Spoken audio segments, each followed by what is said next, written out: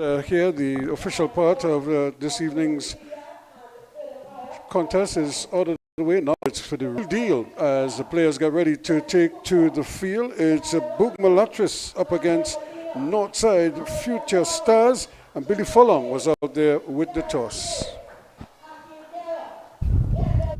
Good evening and welcome to the Diego Martin Sporting Complex. We are here for the North Zone T20 Festival. It's round 5. It's the last game for these two teams. Alongside me I have the captains of both teams, BOURG MULATRESSE Captain Aaron Das and Northside Future Stars Captain Kendall Aguera, who is the home team for this match. The match referee, Darren Coppin, has the coin and we're here for the toss. Off we go, gentlemen. So you call birds or numbers? Birds. Numbers is the call. And BOURG MULATRESSE has won the toss. What have you decided to do? We'll field first today. It was last game in the North Zone T20 Festival. How has been the tournament for you? Well, it's a bit a struggle, but we still fighting, knowing that the guys come up to this standard of cricket, giving them the exposure, which is most important, so going forward they would know where they need to be. So we would just try to finish on a high today. Okay, go well and have a good game. Thank you. Can I have a word with Mr. Kendall Aguera? What do you think is a good total? It's a must win, but you need a big win. Yeah, well, even so if I had won the toss, I would have chose the bat first, because today we need to carry the run with a little bit. Despite BOURG MULATRESSE might be the weaker team in our group, we still need to have a big win today. So at least I'm looking for 200, nothing less than 200. So you have some changes in the battle lineup, but I'll wait till you all see it, and you're looking to get at least 200 plus. Okay, I'll go well and have a good game. Take care. So that's the news from the toss. BOURG MULATRESSE has won the toss and opted to bowl first. So there you have it, with the news there that BOURG MULATRESSE won the toss and they have opted to field first, a familiar approach by most teams who would have won the toss here. It didn't always work out for them, but the captains have persisted with that approach, and I suppose now more than ever, Billy, teams are probably doing so with a little more specificity because they need to figure out where they are in terms of run rate and what is required going forward. Yeah, noteworthy from the toss. Good afternoon to all our viewers that the captain, Kendall Aguera, said that he would have batted first had he won the toss, and that is because Northside sits third on 4 points. And the final game for Glenora and Savannah Boys, who are on 5 and 4 respectively, they are looking to pole vault and get a net run rate such that they can beat the team that ends up in that second position in that battle between Glenora and Savannah Boys. So it's very, very interesting that he would have batted first, and he says he wants over 200 runs. And the difference between the net run rate and Glenora is 2.51, and between Savannah Boys and Northside, it's 2.85. So a lot of work for them to do. Not just that they need a big total, Ruskin, but they're going to have to bowl the opposition out rather cheaply. And not only that, they probably may not have to lose too many wickets in the process as well. So they have an idea of what they want to do. Now it's up to them to see if they could execute what those plans are. You could see the captain having a long discussion with his players as they get ready to take the field. Their opening batters are probably deep in prayer and no doubt hoping that Lady Luck will smile on them today and allow them the opportunity to really fire here with the bat and then subsequently with the ball. But whatever it is, they have really nice conditions here. It's we have a little bit of a delayed start, but that's because the covers had stayed on for a while. We're in Diego Martin, so there's always the likelihood that you will get a little bit of rain. If anywhere in Trinidad and Tobago will do so, is here in the Diego Martin Pity Valley area, and we've suffered enough during the tournament because of that rain and that propensity for it to rain here in the valley. So we're looking at the two openers just getting ready to make their way out in the middle. There's a change at the top of the order on Northside with that plan in mind to get over 200 runs. And as expected, Kyle Ramdu He's been asked to jump up the order to open. Scores of 50, 53 and 31 in the tournament.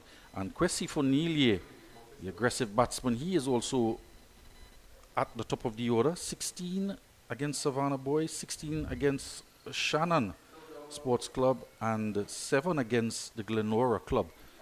So expect to see a lot of action, particularly in the power play, Ruskin. Yeah, they obviously they're making their intentions very well known, and they're obviously not leaving anything to chance. If there's anything, they're gonna go down swinging, and this is, I suppose, this is to be expected, because if you're this close, you might as well give it your best shot. You live or die by the approach here now, and I'm sure they would have discussed this and figured out, look, this is the best approach for us today, and they will give it everything that they have on this occasion. Halal Benny is going to pick up the attack. First delivery play and a miss outside the off stop. He has a first slip in place already, so he's looking to pick up wickets also, Ruskin, on the other side of the coin. Well, that has to be the approach here, because you're seeing what the approach is, because normally these two batters are not the regular openers, so you know that they're coming to score quick runs. And here they go, as this one is in the air, but falling well short of the man at mid-on, and they're off the mark and running here. Didn't really hit it as cleanly as he would have liked for Nilia, but at least he's off strike now, and they have a run on the board. You still need a couple deliveries just to get acclimatized, to get the pace of the pitch. As you mentioned, the covers was on earlier, so you're not sure if there was any rain around earlier during the course of the day. It was torrential rain just an hour ago between in St. Augustine all the way down to Central. Thankfully, none of that came across this way. Yeah, because it's, well, you know, sometimes when you're in certain parts of the country, brilliant sunshine, and then you hear rain in Digomart, you know the river came down. You want to know why, and so when we get a break, we take it, as is the case now, and Ramdu is immediately off the mark. Yeah, particularly, so I'm happy if I know there's cricket in Port of Spain or Diego Martin and it's raining in Central, because then I know for sure it's not raining here. Once I even drove all the way torrential rain up to the lighthouse to get to the Queen's Park Oval, and not a drop of rain was falling in the Queen's Park Oval. It happens, because I remember there was one time I remember leaving the office in Port of Spain to go to do a game at Guaracara Park. Torrential rain in Port of Spain, flood, and Guaracara was pristine and bright and sunny. And people ask me, Ruskin, what are you talking about? I say, guys, you all should see Port of Spain. It's underwater, and cricket was playing like normal. Here he goes again, still trying to go through the line, and but not timing it as well. As I said, you have to get accustomed to the pace of the pitch. It's been under the covers just up until about 20 minutes before the start of play today, so there might be a little bit of moisture just trapped there.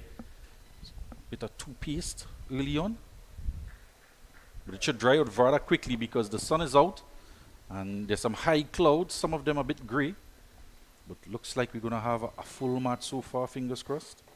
Yeah, it really looks like it's good weekend. And again, trying to turn this one. I'm not sure if you got a touch, but it doesn't matter. It goes to the boundary, so whatever is the call, leg buys. Doesn't really matter. They'll take it with a smile. And if you're not going to get it off the bat, you're just happy to get runs. And the field set at deep cover and long off, the two fielders out in the power play. So, not where you want to be conceding a boundary. Yeah, that's the other thing. You want to minimize those boundary balls as much as possible in all forms, whether it's off the bat, off the pad, wides, whatever. And again, just stroking this. And this is where they're probably going to have to be a little more decisive in the running between the wickets. But it doesn't matter. The over comes to an end. Not a bad over. 6 without loss after 1. So Northside with 2 victories in the tournament and 4 points to them, 1 defeat, and that defeat was against Glenora Sports Club, and a game that was a high-scoring affair, and they had to chase down 178 and were short of that. 155 for 5 they finished, but their scores in the tournament so far: 149 for 3, 150 for 9, and 151 for 5. So they're going to have to add about 50 runs to that type of score. And this is where this is what the picture looks like here. BOURG MULATRESSE at the bottom of the table, and at Northside in striking distance in second place on 4 points, and we'll be hoping that that could change in the next couple of hours, and probably tack on 2 more points to that to put them on 6. So Aparicio it is, who is getting ready. And they'll fancy their chances as well to do it in this encounter against BOURG MULATRESSE, because they've had 2 defeats and 1 no result due to an abandoned match for a wet outfield.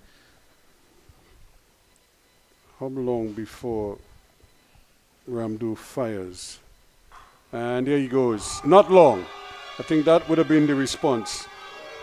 And he just got into his wicket and helped himself to a KFC maximum, the first of the day. You asked the question and he answered. And that's just not any 6. That's a massive hit. It's all the way up into the seating, to the back rows. The first set of seating here at the Diego Martin Sports Complex, but it's a hit me ball. Oh, yes, that's what you call a half tracker there. And it just sat up nicely. Mark Aparicio. He's also played a number of Fed match cricket around the area in Trinidad and Tobago. Played against him a couple times. Never saw him opening the bowling. And again, that's nice cricket again. Just taking what the bowler gives him. He didn't try to overhit it. And stroked it nicely. So he looks like to be in good form, just continuing from where he left off in his last innings. Yeah, that's where you want to be. That's a better line and length. Of course, you don't want to be pitching short, but you want to keep it up to the bat on the line of the off stump or so, because that's where you also had the protection out in the deep with the 2 fielders in the power play. The thing though is that if he bowls that length to Fornillier, it might actually work in Fornillier's favor, because he seemed to like to go through the line of the ball. So he has to probably just pull back his length a little bit for Fornillier. Don't go too much up to him, because he might very well hit it back past him. And here we go. Given room as well. So full length delivery and room as well. There's a hint of swing away, but with that ball so wide off the out stump, as you pointed out, Fornillier is well adept at going in the air over mid-off. He's gone all the way for 6. Yes, another KFC maximum. So both batsmen firing here now. It's a double-fisted approach. Exactly what the captain ordered, making the change at the top of the order. Yeah, but that was a nice, juicy half volley and asking to be hit. And then that's what I was saying, because you can just see how Fornillier sets up. He wants to get under the ball. And you can't go too much up to him, because he will live for that. And again, even though that one was in the air for a while, he was still on the front foot trying to punch it. Yeah, the man at cover was just to the right of it. Wasn't in total control of the shot. Deep cover and long off when the right hand is on strike. And deep cover but a long on for Kyle Ramdu. It's a punishing over so far, 2 6s in it. And attack on another single. That's good fielding, because he was able to get to the ball quickly and returned it as well. Give the bowler a little bit of a problem in corralling it, but it didn't go for any extra runs. And already you've seen a lot of movement. That's because it's a left-hand, right-hand combination. So players are running around. The umpires are switching ends, or switching sides, I should say.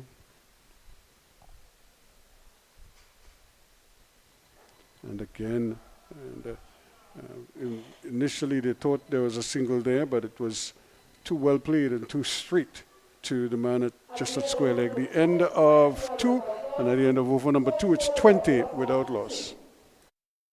Lion Brand brings you the perfect blend of tradition and convenience. From delicious pylori mix and versatile split peas powder to our easy-to-use fry-bake mix, baking powder, and self-rising flour, Lion Brand takes the guesswork out of cooking, making it simpler than ever to create those cherished family favorites. Taste the tradition, embrace the convenience. Find Lion Brand products at your favorite grocery store today.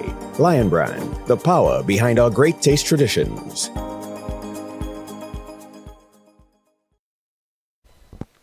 So Ramdu is on 8, as is Fornelia, and 20 without loss. So you would have to say is a pretty good start for them. They're achieving what they want to. Not that they're probably hitting all their targets, but in 2 overs, if you can get 20, 21, I think you'll be happy with that. Yeah, and Ramdu would be eyeing up another half century to make it his 3rd. If he gets there, 50, 53, and 31 in the 3 games he's played. High score in the tournament. It's a 91 yesterday from Leonardo Julian. Erasing a 90 from the day before. So we've seen, and it's probably getting to the point of the tournament now where the bat could actually dominate the ball, even though you might get bowlers who may take 4 or 5 wickets. But those same teams might still be able to muster decent totals, or 1 or 2 batsmen, especially the ones who have scored heavily already in the tournament, might be inclined to continue to do so because they know the conditions very well. And he's going to get a couple here, and it should be easy. Aparicio couldn't cut it off there from extra cover. Just asked the long off to come around and help him out. And 2 runs to the total. He eclipsed Brent Lezama, who was on 90. He said he wasn't sure. Wasn't aware that he was on 90. He thought he was in the 70s. Yeah, he must have been in some kind of a zone, because there's no way I could be on 90 and not know it.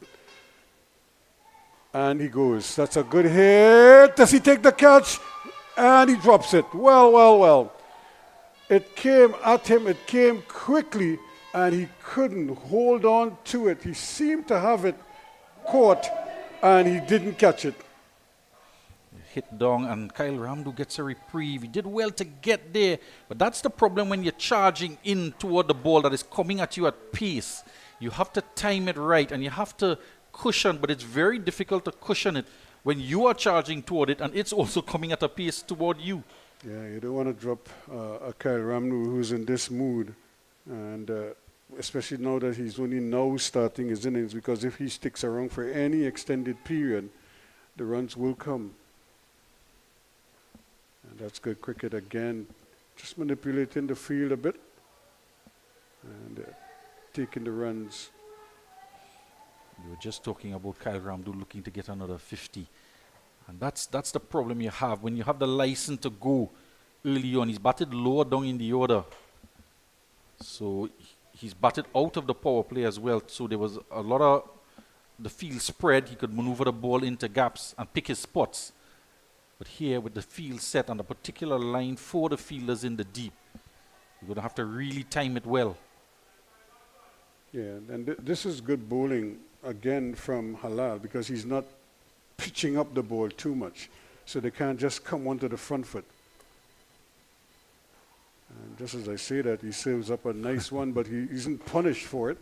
But that's the fullest length he's bowled in this over so far, and everything else was just slightly backward of a full length, more of a hard length to them, so they can't just get onto the front foot and drive it.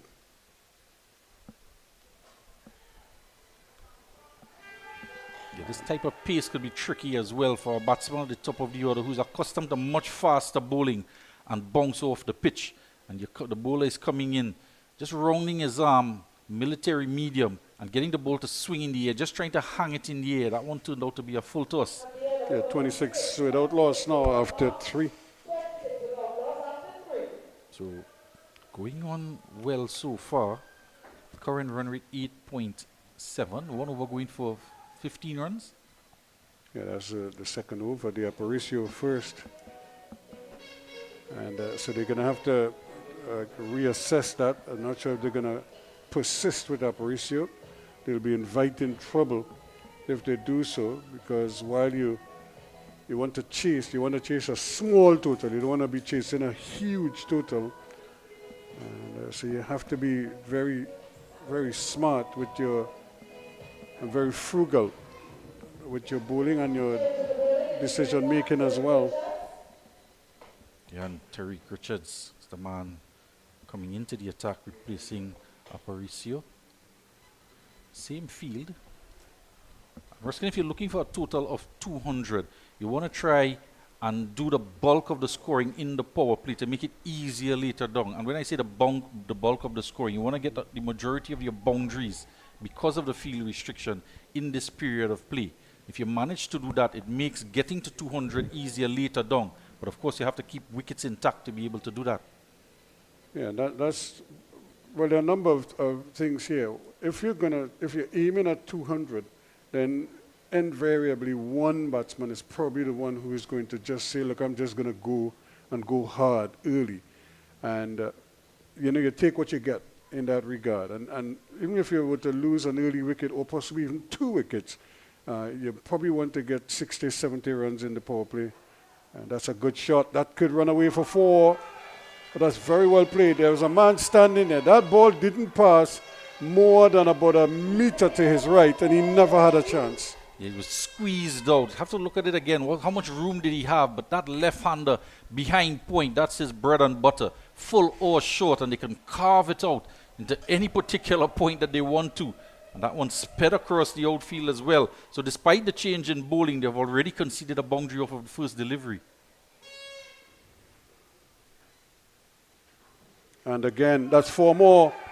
There's a short third man, and it was played well away from him and down to the boundary for 4. It's vacant down there, so they get 4. Now, we've seen prior, captains have put 2 or 3 players behind the bat and the offside for precisely that shot. Now, they're trying to maintain the protections at long on, but now they've decided the third man is a better option given the strength that Ramdu has in that region. Aparicio was a slower bowler, which is why he could play it out of cover in front of point, but with the extra pace here. And that's very, very fast indeed. That one took off. And it's a no ball. Well, and Ramdu is probably blinking because I'm not sure he saw that one. That thing just took off after pitching and just climbed past the outside edge. Which is why you want to have the man at point or backward of point or even third man with a bowler that is faster as compared to Aparicio, who is slower. And the man was set at cover, but they didn't make the change for the start of the over with the faster Richards on the attack. Free hit coming up. And he's going to get the single. And but again, you look at the ball. He played that ball so late. I'm not even sure if that ball didn't pass between his pads, between his legs, and squirted out on the onside. And that's just the pace of the bowler rushing the batsman. So he can't get out in front. So he's just playing it at the very last second. I'm not even sure that Richards bowled in the tournament previously. Prior to this. No, and he's not bowling off a long run. This is what makes him so dangerous, because you cannot time him in the sense that he doesn't have a long run up and you could kind of time his speed based on his run. He's just ambling up and then just firing away. And there he goes again. And I'll give you a joke. I remember, and this is a joke with Brian Lara. I think he went to Pakistan, was it? Or was it India? And this unknown bowler at the time ran up and bowled. And he said the guy was very slim built. And he said when he bowled the first ball, he didn't see it. He never saw the ball. Here he goes again. And that is just the raw pace doing it to him. And Lara said he fixed everything. He took a walk by the square leg umpire. He touched the helmet, touched the pad. Everything, because he was just trying to see if it really passed that quickly. and if he was just imagining things. And he said it was one of the quickest bowlers that he had ever faced. And that's more like it. And they might get a second run here if they hurry, and they will. Again, a slight bit of misfeeling. They're caught, not able to catch up with that one. He didn't take the catch earlier, and here he is now misfeeling. So the end of the over, 4 overs completed is 38 without loss. Truth be told, here at GMMB, love is the currency.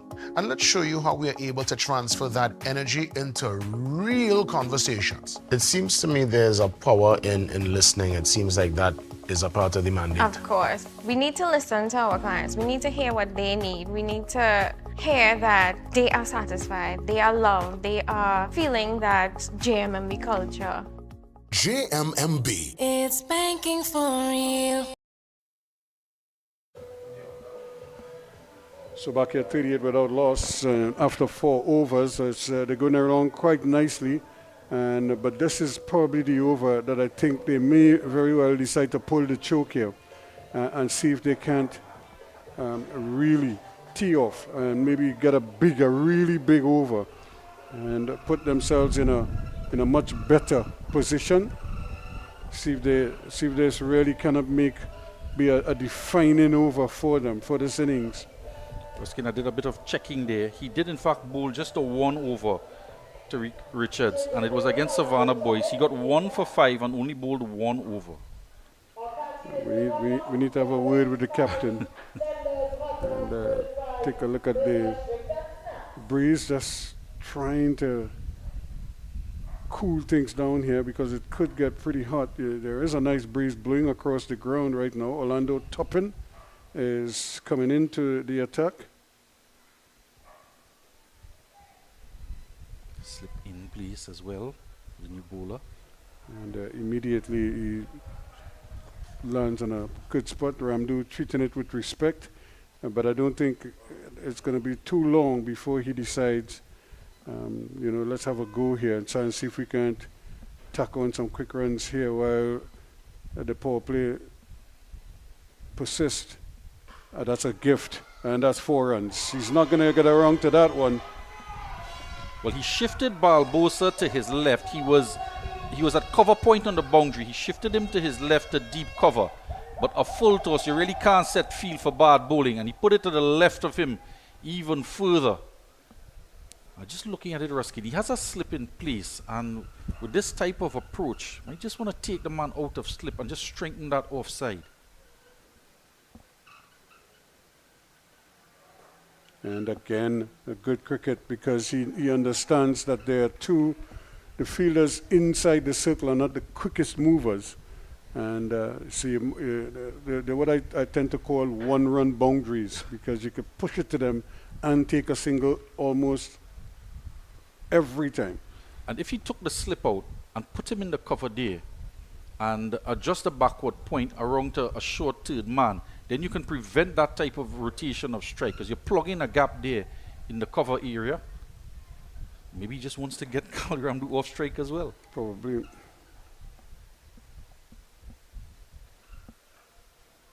And again, and this is what I was referencing. There's your one-man boundary. Yep, you play to them almost. And I remember there was a Trinidad and Tobago team where we had a lot of players like that. Because for whatever reason, they were good batsmen, they were good bowlers, but fielding was not their strong suit. And I used to tell the captain, I say, boy, I feel it for you. Because no matter where, you can hide 1, but you can't hide 3 and 4. It was just so noticeable. I played again, going to get another couple here if they hurry. And they will. And that's a good arm, but good running all the same. That's the man Richards out there. From his bowling, you could tell that he had a strong arm. It's the elder statesman on the side. I think it's Rashid Mohammed who's fielding there, that extra cover and mid-wicket for the right-hand, left-hand combination. And it was pushed to him for that single rescue, and he went down with the long barrier. And it wasn't that powerfully struck.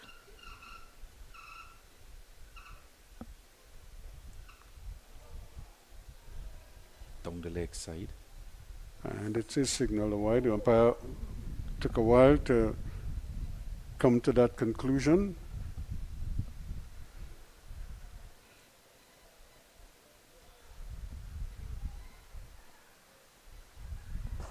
Well played again. Only this time they decide against attempting the single. And, but you could see the setup is all very, very positive from Ramdu and company. So at the end of over number 5, 47 without loss. The difference with that final delivery of the over, Mark Aparicio, he was beaten twice to his left and they came for 2. So he went eventually on the 3rd attempt. So he's gone around to his left now. So he's sitting in an extra cover position close to the 30-yard ring. So he's able now to cut out those 2s and the ball going past him. I might just see Ramdu make the adjustment next when he comes to face. Yeah, so it's a better 209 for 7 was the highest score of the tournament. It's going to take some getting to challenge that now. But I'm sure, hey, today's as good a day as any to try. Tariq Richards is back into the attack. And I think he might fancy his chances here against Fornilia because Fornilia likes to drive the ball. And it's going to be very interesting if he could catch up with a couple of these deliveries.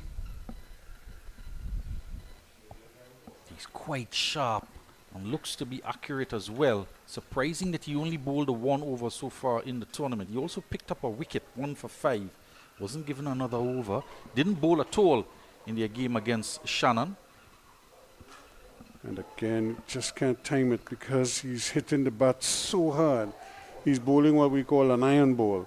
And the batsmen are having difficulty really catching up with it. Now, Ramdu is probably going to have to, when you're playing a bowler like that, you have to be very decisive. You're either doing one or two things, either defending or you're attacking. You can't do both, and you have no time to do both or to adjust. So it's either you're going hard or you're just playing it soft, or in the case of, like if it's a test match, then you're leaving it alone. But you have to, when somebody's bowling that quickly, everything has to be speeded up. And this is well played again, because you cannot, there's just no time to adjust. It's everything happens in an instant like that. And what it does represent, because Mark Aparicio, just a 1 over from him that went for 15, immediately he was replaced by Richards. So it's a counter punch. So it's a good change, you have to say, because Aparicio would have probably bowled 2 or even 3 overs at the start. Again, this one he's going to get it into the gap. He could get a couple here, and it's comfortably 2.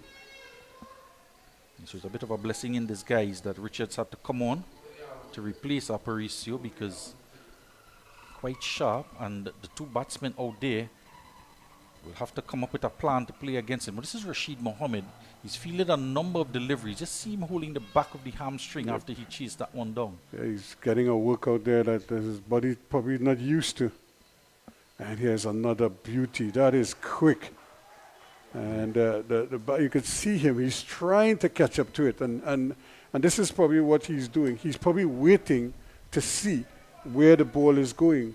And because his legs are not moving as well, he's probably just pushing the pad down the wicket and driving. But he's not getting across to get to the ball. And he goes again. This one just flies past the wicketkeeper. And it thunders into the side screen as well. That is some serious pace. It's 4 byes, and what pace. He's coming at it's quick. He's easily the quickest bowler of the tournament so far. So the end of the power play, 55 without loss after 6. Blue Water's posse identified. Somebody pass blue water. Somebody bring blue water. Somebody get blue water. And we ready now. When you're feeling hard, take up the water spray. Take up the water spray. In your school or home, take up the water spray. When the bus run out, take up the water spray. Party posse water. Working posse water. School children they water. Blue water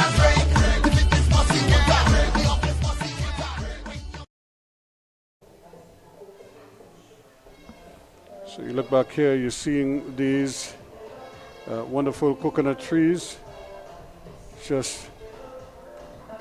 And they all look laden at the moment. And the coconut very much in season. There was a time last year when you couldn't get a coconut water to purchase anywhere. Now we see so much more available now. And look at the spectators, they're coming in to support. It's a public holiday here in Trinidad. Some of them I probably went to the Juve this morning, the Shell Invaders Juve. And only now, probably after relaxing for a little bit, they can venture out. And of course, congratulations to all our National Award recipients, including Leon Smooth Edwards. And good cricket here. Just picking up now. Orlando has you could see he has a pretty good, I'll just say, head on his shoulders. He's thinking about what he's doing. He's not just running up and bowling. But I'm not sure if these two batsmen are going to be deterred by that. They're probably still going to try to get under him and see if they can pick up some boundaries off him. There he goes in the air. There's a man running in, but he won't get there. They're not quite timing it and just as well. Because had he hit it even better, it might have gone straight to the fielder. Yeah, but you could see it. He's not timing the ball very well for Nilier because he's trying to apply power and rather than timing, and so he's probably a little bit flummoxed by the pace of Richards, and it's kind of thrown off his whole technique. That's a good shot again. He probably won't get a boundary. In fact, he will get a boundary. Just at the 99th moment, Barbosa went sliding away and couldn't get his hands down in time. He seemed to have it covered. He looked like he was going to put his hands down, and then he lost his legs. And he just went sliding into the ball, and it just eluded him and went for 4 runs. The fielding in those positions, you have to judge the ball very, very quickly to make the assessment. And again, but I think he'll settle for 1 because it's that man Richards who is operating at long off now. And you don't want to chance anything on his arm like you might do somebody else, or probably almost anybody else in the outfield at the moment. But he's not the player. He's the one man you probably want to respect in the outfield, the power of his throws. Now this could be interesting here now. Does Fonili just play on merit, or does he go for another big one? And that's well played, but he couldn't place it. We spoke about Rashid Mohammed there, and you have to give him kudos as well when he does well, preventing the single, long barrier out, knocked it down right in front of him. No chance of a single. 7 off the over so far, and stifled appeal, but might be some bat there as well. And the over comes to an end. Not a bad over to first one after the power play. So after 7, it's 62 without loss. And Ruskin, you mentioned Republic Day in Trinidad and Tobago. Just permit me to say congratulations to Dr. Colin Furlong, cousin of mine, received the Public Service Medal of Merit Gold for his contributions. Yeah, there are a number of them who would be receiving their awards a little bit later on this evening at President's House. Dr. Furlong was actually instrumental in the HIV research and following in his footsteps when he went on to form the Medical Professionals Association of Trinidad and Tobago. Dr. Amory Brown, who is from these parts here in Diego Martin, took over the mantle in that HIV Research Foundation for Trinidad and Tobago.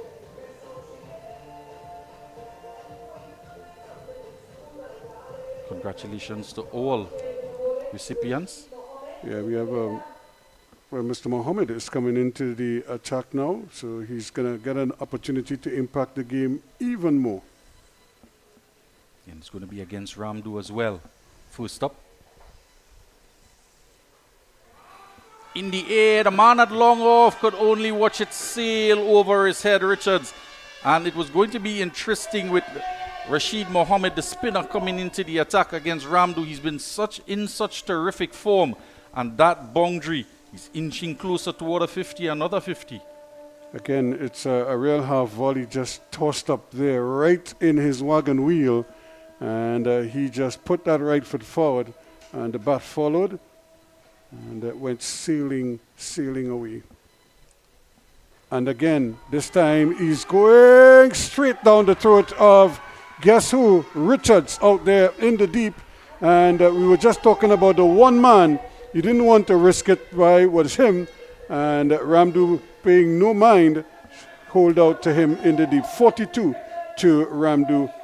Now, he was put down from the opposite end, and I do believe, I don't want to make a mistake here, but it might have been Richards. No, it's Court. Court, who was down there at long off. But on this occasion, it's Richards. Now, Richards has been moving from long off to long off every over when he's been out of the attack, because he swapped out with Court, and this time, straight toward him. And it's a big wicket. Yeah, it is. It's 68 for 1 now, and certainly the breakthrough that they were looking for. And now they'll probably be thinking, let's just keep taking wickets now. Let's see if we can't really just go about the business of limiting the scoring even more. They've done a fair job so far. They haven't allowed it to get to crisis proportions and with the regularity that I'm sure that the North Stars, the Northside Future Stars would have liked. So I think both teams may be relatively happy. But if they could take up a couple more wickets now, that would be perfect for BOURG MULATRESSE. And the player who scored the most runs for them in the tournament, Ramdu, 134. He had coming into this game. It was Ikri Quegg, 234 runs in the tournament, the leading run scorer. And they are now out of the tournament. So Kendall Guerra has made his way out in the middle. I'm sure he'll be anxious to continue the good work that the openers gave them, put on 68 for that first wicket. So the captain elevated himself in the order. And again, another stifled appeal. Just a little bit of turn, a hint of turn. Nothing too dramatic. And we saw the captain just delaying when he was coming out to the middle. He was a bit disappointed that Ramdu was gone because he know that's his main weapon if they were looking to get to 200 and over. And again, buoyed by that wicket, he's rejuvenated, turning back time here. Few dot balls after the 6, an excellent comeback in the over from the elderly statesman.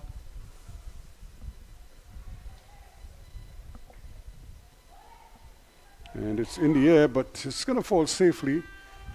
And they might go back for a second run. He's going to have to hurry, and he does make it. The return is not the cricket Barbosa not able to get it back to the keeper, although the throw was close to the stumps. It just took a little too long to get there. And Kendall Guerra might not be the end you want to throw at. He's just about 6 strides down the wicket. I've never quite seen much players taller than I. And missing out there because there's nobody down at fine leg or even behind square. There is a man at square leg, but all you had to do was just get it past him, and you might have been in a boundary, but he missed out on that occasion. So often they try to power hit it down the leg side when a little tap around the corner could get you 4. And But again, the end of a pretty decent over. One would have to say from Mohammed. 10 runs from it, but he picked up that crucial wicket. It's 72 for 1 now after 8. Here at GMMB, love is the currency. And let's show you how we are able to transfer that energy into real conversations. How important is it for the client to be recognized and not to feel invisible, to feel like just a number? At GMMB, everybody is seen as an ideal, important client. And we give everybody the same level of respect, the same level of acknowledgement, and we deal with you to suit based on that vision of love. JMMB. It's banking for real. We're looking at some of the infrastructure, phones, television, radio, towers, and the power lines. So 72 for 1. And we are talking about the recipients. The Order of the Republic of Trinidad and Tobago will be presented to Ho Choi Charles, Professor Selwyn Kojo, and Kenneth Ramchan. And so 3 persons getting the highest honor with TNT. And then we have Shakonia Gold to the Trinbago Night Riders, Fazal Karim and Dr. Adis Sirju. So congrats to the Night Riders. 5 CPL titles.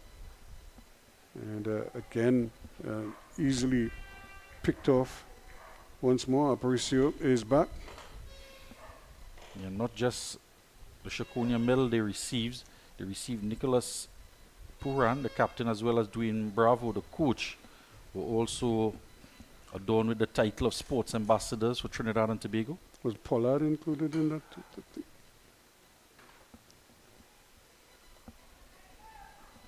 Nicely played away. And thinking of a second run. And again, Fanilia has to be mindful of who he's running with. And I don't think while he has the big long strides, Guerra, he's not... his mindset is not that of Ramdu. So whereas Ramdu and Fanilia might have been pushing, I don't know if I will see Guerra doing such.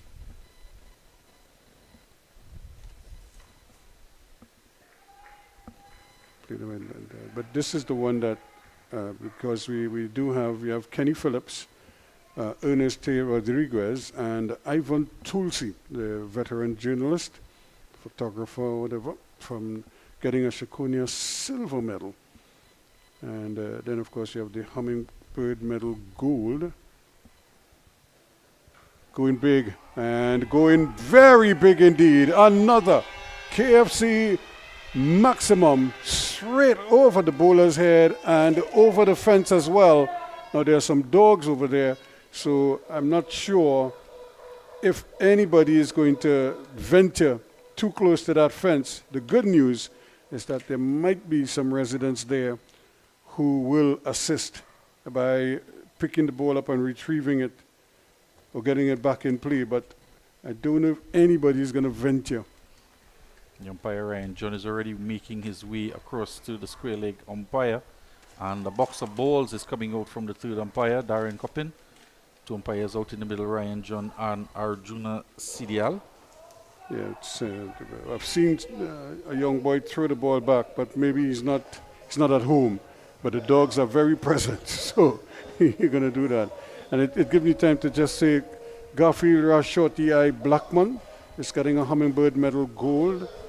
Leon Smooth Edwards, the ace arranger for the Massey Trinidad All-Stars Steel Orchestra, and with 10 Panorama titles to his credit.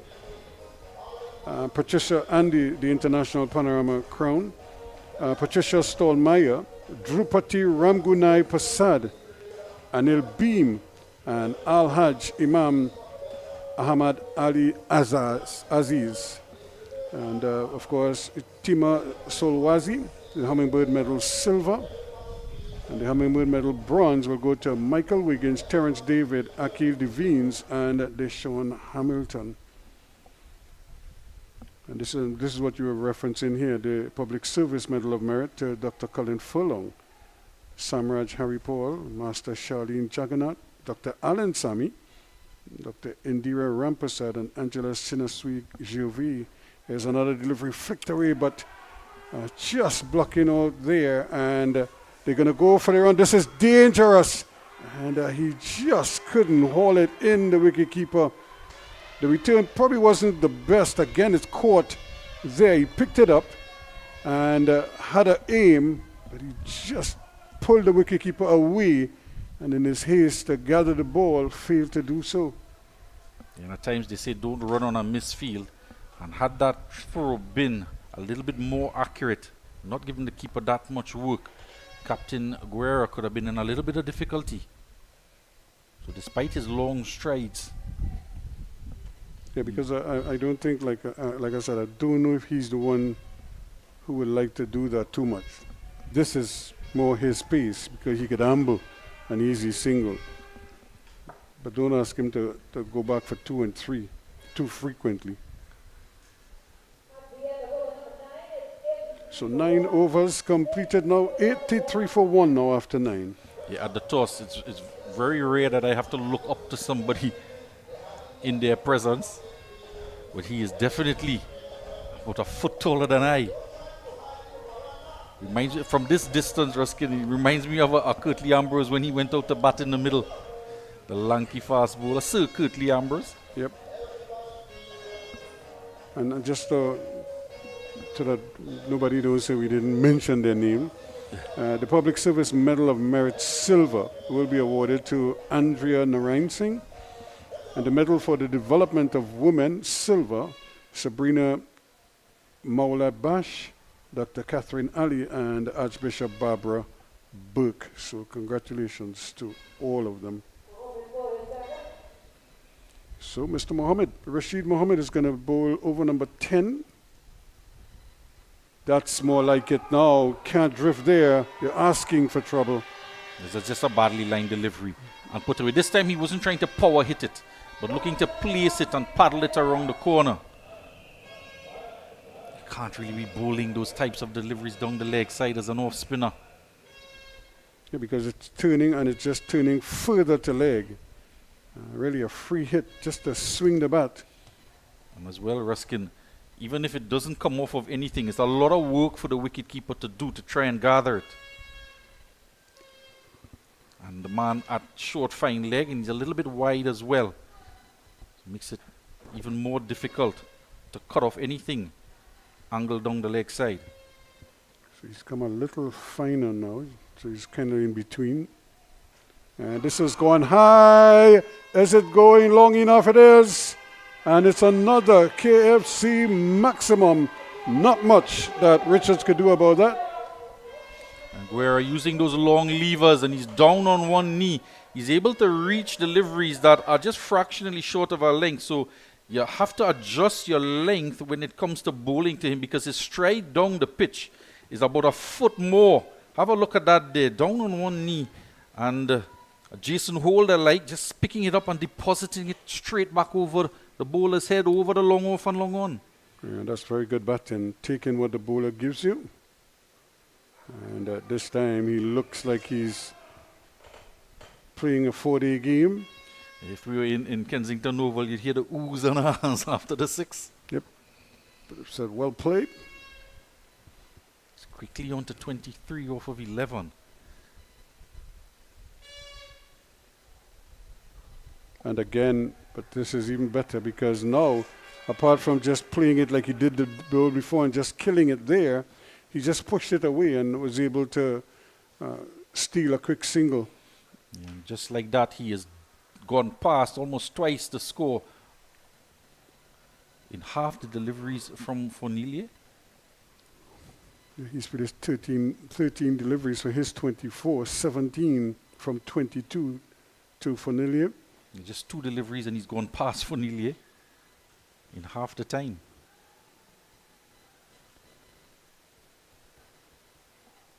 And again, they could get the single because, once again, not able to track it down. You could see Halal really having difficulty catching up with the ball, even though he was trying to play it with his feet. Had to take a couple tries to get it under his control with the boot. It's a well-judged single, though. Initially, it didn't look like he was going to take it, but then when he realized what was happening, he went ahead. And again, they're going to have to hurry. This is going to be close. And he misses, and they're going to get an overthrow. Richards once again fires away. And, well, that is going to hurt. But you have put your hand to that. That's rifled in. A spectator is annoyed at the misfield and the overthrow. Well, she has every reason to be. But here's the trick of that, though. The wicketkeeper never got back. And if he didn't stop it, it might have gone for a boundary. So it's the end of the over 10 overs completed now. And at the halfway stage, as the players get ready for some refreshments, 97 for 1 is the latest here at the Diego Martin Sporting Complex. Blue Water's posse identified. Somebody pass blue water. Somebody bring blue water. Somebody get blue water. And we ready now. When you feeling hard, take a blue water spray. Take a blue water spray. In your school or house, take a blue water spray. When the bus run out, take a blue water spray. Party posse water. Working posse water. School children they water. Blue water spray. The fitness posse water. The office posse water. Here at GMMB, love is the currency. And let's show you how we are able to transfer that energy into real conversations. How important is it for the client to be recognized and not to feel invisible, to feel like just a number? At GMMB, everybody is seen as an ideal, important client. And we give everybody the same level of respect, the same level of acknowledgement, and we deal with you to suit based on that vision of love. GMMB. It's banking for real.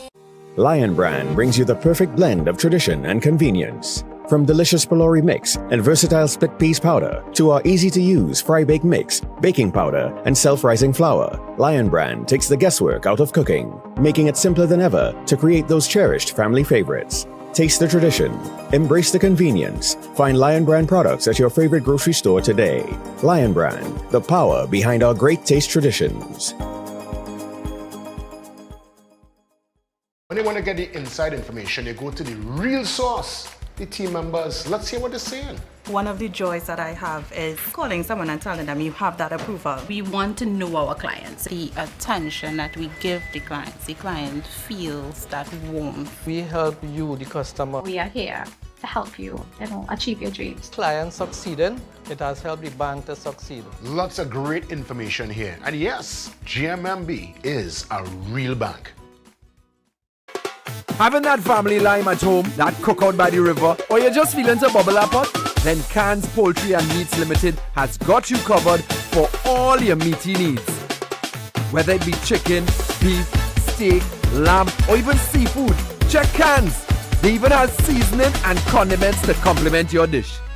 So if you're looking for top quality meats at prices that wouldn't bust your pocket, then come on in to Cans today at any of their convenient locations. Somebody pass blue water, somebody bring blue water, somebody get blue water, and we ready now. When you feeling hard, take a blue water spray. Take a blue water spray. In your school or house, take a blue water spray. When the bus run out, take a blue water spray. Party posse water, working posse water, school children they water. Blue water spray, the fitness posse water, the office posse water. Here at GMMB, love is the currency. And let's show you how we are able to transfer that energy into real conversations. What about the connection with you and your team members? It's top priority for me to have that clear understanding of who my team members are and building connections with them to ensure that they carry out the vision of what we are trying to achieve as a team, realizing opportunities for both the clients and ourselves. GMMB. It's banking for real. Welcome back to our coverage here. North Zone T20 Festival action. Two teams doing battle out in the middle. North side, I guess, BOURG MULATRESSE. And North side are 97 for 1. Mark Aparicio to pick up the attack after the drinks break. And the captain, Guerra, indicated that they wanted 200 or more. Well, they're well on their way here. 10 overs gone. He's on 26 off of 14. With the fall of the Kyle Ramdu wicket with the score on 68. in the 8th over, so he's done quite well, the captain, putting himself up the order, pushing himself up the order ahead of Andre Medina. He's doing quite well, Reskin. Yeah, he is, and it's a plan. The plan is working. Aparicio, on the other hand, has been a tad bit expensive. He's conceded 26 of his first 2 overs. Yeah, one of which went for what, 15 or thereabouts. So both batsmen, both openers, launched him out of the ground for 6s. He's conceded 3 6s in his 2 overs and 2 balls. It's a shout for LBW, heading down the leg side. And Guerra and Fonili have been running well between the wickets also. The calls have been quite clear. Just on one occasion, a bit of hesitancy because the ball was pushed past the non-striker, and he was just ensuring that behind him was clear and he could come through for the single. But it's been good running between the wickets as well. Fonili on 19.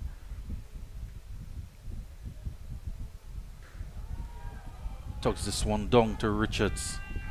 Strong arm he has. And his returns have been trying to get to the wicketkeeper's end, bypassing Mark Aparicio at the non-striker's end. Well, a lot of teams practice that, so they get the ball to the wicketkeeper, because once it gets there, it's pretty much dead. You send it back to the bowler and he fumbles it, and you might leak an extra run or 2. So they don't take any chances at all. They get it to the keeper first and then relay it after that. Trying to get under it. Excellent work by Halal, is it there? Knocking it down. And Richards quickly across from long on to intercept. Good bit of fielding by the pair. Yeah, that was good work on the infield there. Halal looked like he was going to beat him, but he kind of used the wrong hand to knock it down, but he did get enough on it to take most of the sting out of it. The goalkeeper style, he knocked it down there. He's at a straight mid-wicket on the 30-yard ring. So Aparicio, final delivery to come in his 3rd over. He's going for just about over 10 runs and over. He started opening the bowling, was banged around a bit. He's come back, he's changed ends. Stroke nicely this time. Partnership building here between Fonili and Guerra, up to 34 off of 21. The end of the 11th over, the 100 is up in that over, 102 for 1. We're on 27 and Fonili on 21. Yeah, it's a good restart for them. They didn't really blaze away as they probably would have liked, but at least they kept the scoreboard ticking over, picking up 5 runs in the over. And like you said, if they're trying to get to that 200 total, they're going to have to start turning those 5-run overs into 10-run overs, and maybe even 12-run overs, because you're going to need a few skyscrapers, big ones, in order to achieve that 200 to 10 if you want to beat the highest score of the tournament so far, which is 209. Then you're going to have to really get a move on. I thought it was interesting as well that they took Orlando Toppin out of the attack, conceded 16 off of his 2 overs. He was trying to pull things back. Tariq Richards also 16 off of his 2 overs. It's going to be a bowling change here. The 5th bowler. Is it Barbosa who's coming on? Yep. So at some point they would have had to introduce their 5th bowler into the attack. Haven't seen them use much more than the 5 bowlers in the tournament thus far. Barbosa walk with his fans. Well, they're the ones shouting out there. That one is a bad delivery. It's a full toss down the leg side. 1, it was down the leg side, and 2, it was a full toss and easily put away by Fonilia, who's on to 25 now. He got enough bat onto it, and just 1 man to beat behind square. The short fine leg is a bit wide, and conceding 4 runs. Barbosa starts off. He came bearing gifts there and got punished for it. So the man has dropped out a long leg. So there's a long leg, deep mid-wicket, long off, long on, and deep cover outside of the ring. Runs continue to come freely now. And that's the, how should I say, that's the bread and butter shot for Nelia, where he just extends the leg and just goes through the line. We haven't seen him try to get under it lately. When he started off, he was trying to get under everything and hitting it in the air over the inner ring. Now that the power play is up, the first power play, he seems to be a little more circumspect now, and he's trying to hit it on the ground as opposed to trying to go aerial with it. But I think he could still get away with it if he places it well.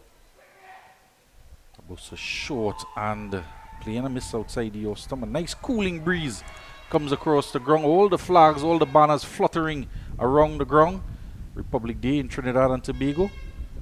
And despite the rains in other games in the tournament, it was also quite sticky and humid.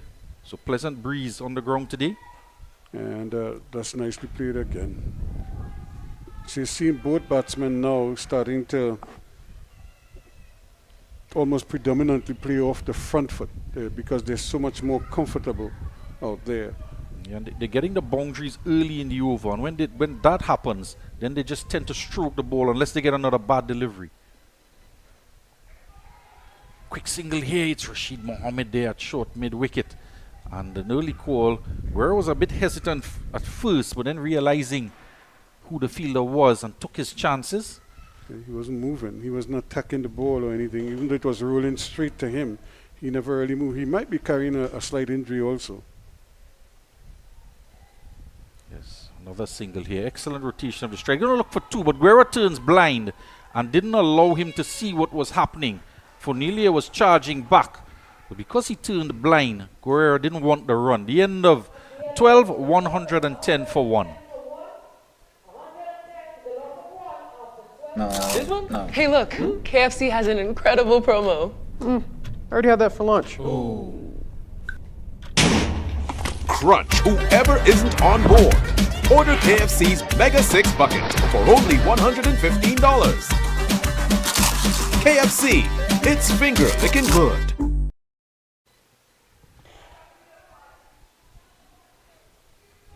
So it looks like Aparicio is going to continue, probably bowl out now, and get him out of the way, and then try to get back to your quote-unquote your frontline bowlers pretty soon, including Richards, who will be interesting to see how he utilizes Richards and when exactly he brings him back.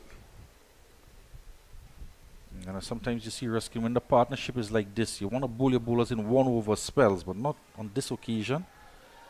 Aparicio continues, and he's pulling away. He's cleared the front leg, and it's called wide by the umpire.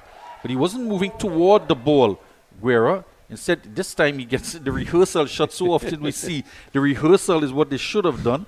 But the front leg cleared the stumps, and he was just reaching for it wide outside the Ostam. Couldn't make any contact. It looked very agricultural. It looked like a grass cutter. Aparicio is closer this time. He's lifting it in the air. It's going to land inside the boundary. Deep cover comes around, and they come through for 2. To take Guerra into the 30s now. So we get off the Nelson. It was 1-1-1 for 1, 1-1-3 for 1 in the 13th over. And to speak of Nelson, we say goodbye to one Dickie Bird, who has gone on to greener pastures, what some would say. It's pitched up this time, and it's hammered out to long off. Excellent tumbling save out there in the deep. They're going to come for 2. But he certainly saved 4 on the boundary edge. Over pitch from Aparicio. The fans very boisterous in the crowd. Saw a glimpse of them there. The flag bearer. The man in the cowboy hat.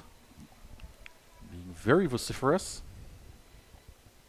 That's when you have family members in the stands. Slower delivery. There's Rashid Mohammed. Ever present in the outfield. You could see him get up there, Ruskin, and his facial expression. he is injured. You could see him every time he has to do anything too quickly. He probably thinks about it before he acts, because he might be carrying a little bit of a hammy. They're just wincing in pain. Loud appeal. Not out. They come through for what should be a leg by, unless there was an inside edge. Is a leg by, signaled by umpire Ryan John. 116 for 1 in the 13th over. Yeah, you could see Guerra probably just getting a little frustrated that he cannot get Aparicio away, because the lack of pace is what is doing him in here right now. He's trying to hit it, but he's not able to get under it as well.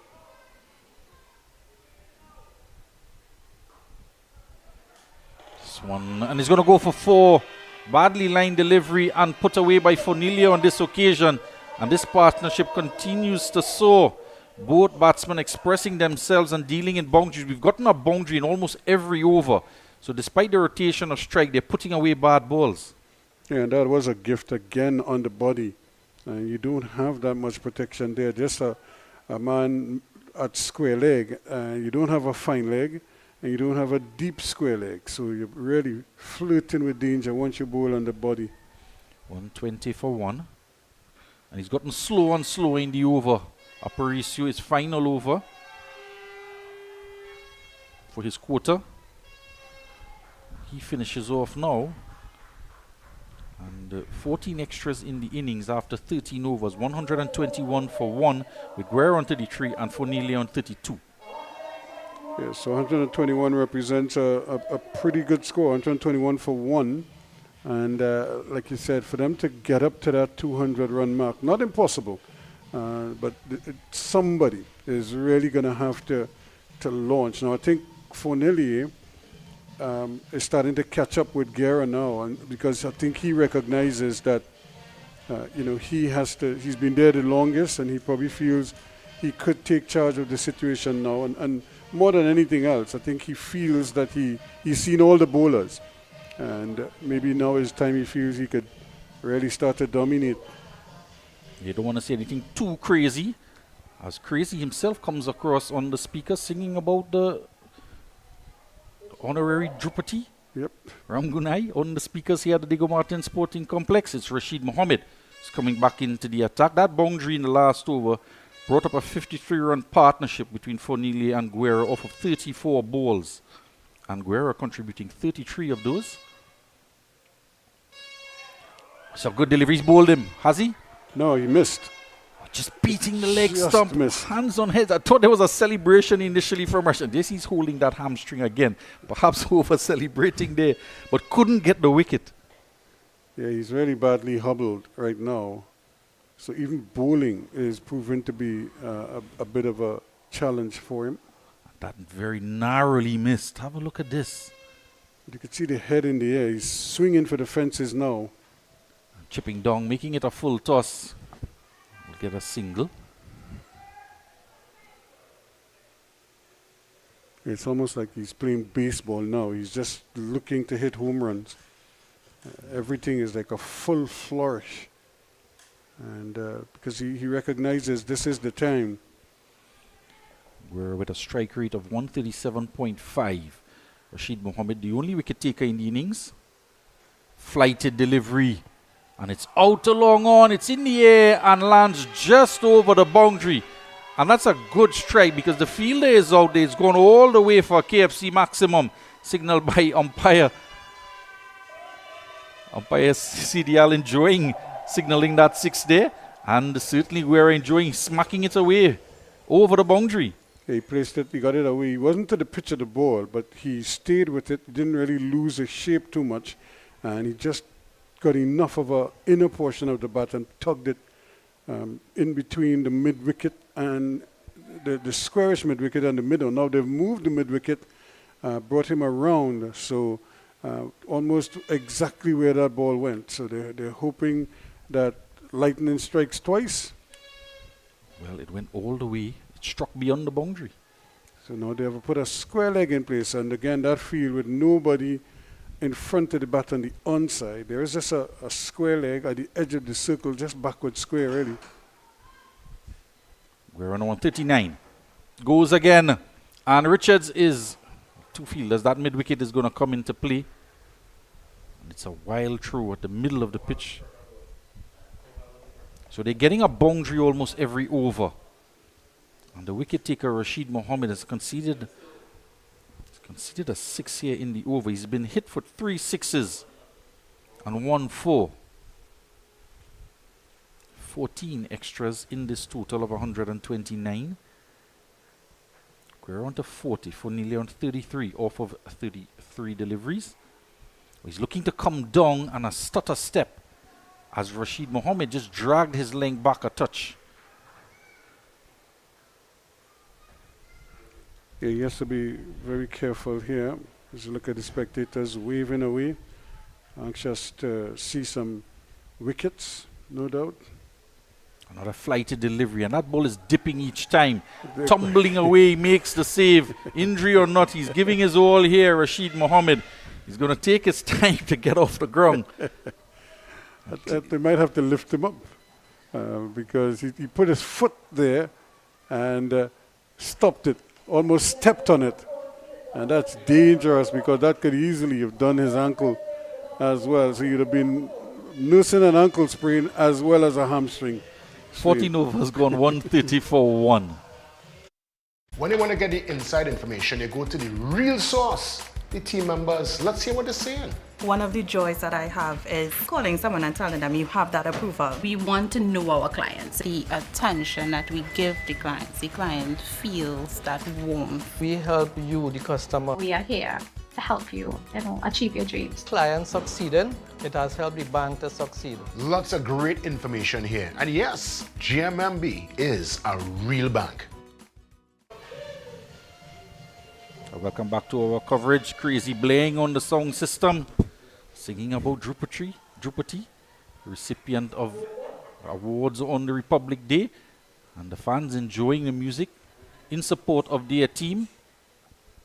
Won the toss and opted to bowl first. And in response, Northside Future Stars are 130 for 1. The first wicket fell Kyle Ramdu. And they put on a partnership of 68. The opening pair for Neely and Ramdu, he went for 42. And this partnership building between the captain, Guerra, and Fornelia, 62 off of 40 deliveries as Richards returns this time from changing ends from the northern end. Actually, it's not Richards. The top end? It's Barbosa. It's going Barbosa is continuing. Kieran Barbosa.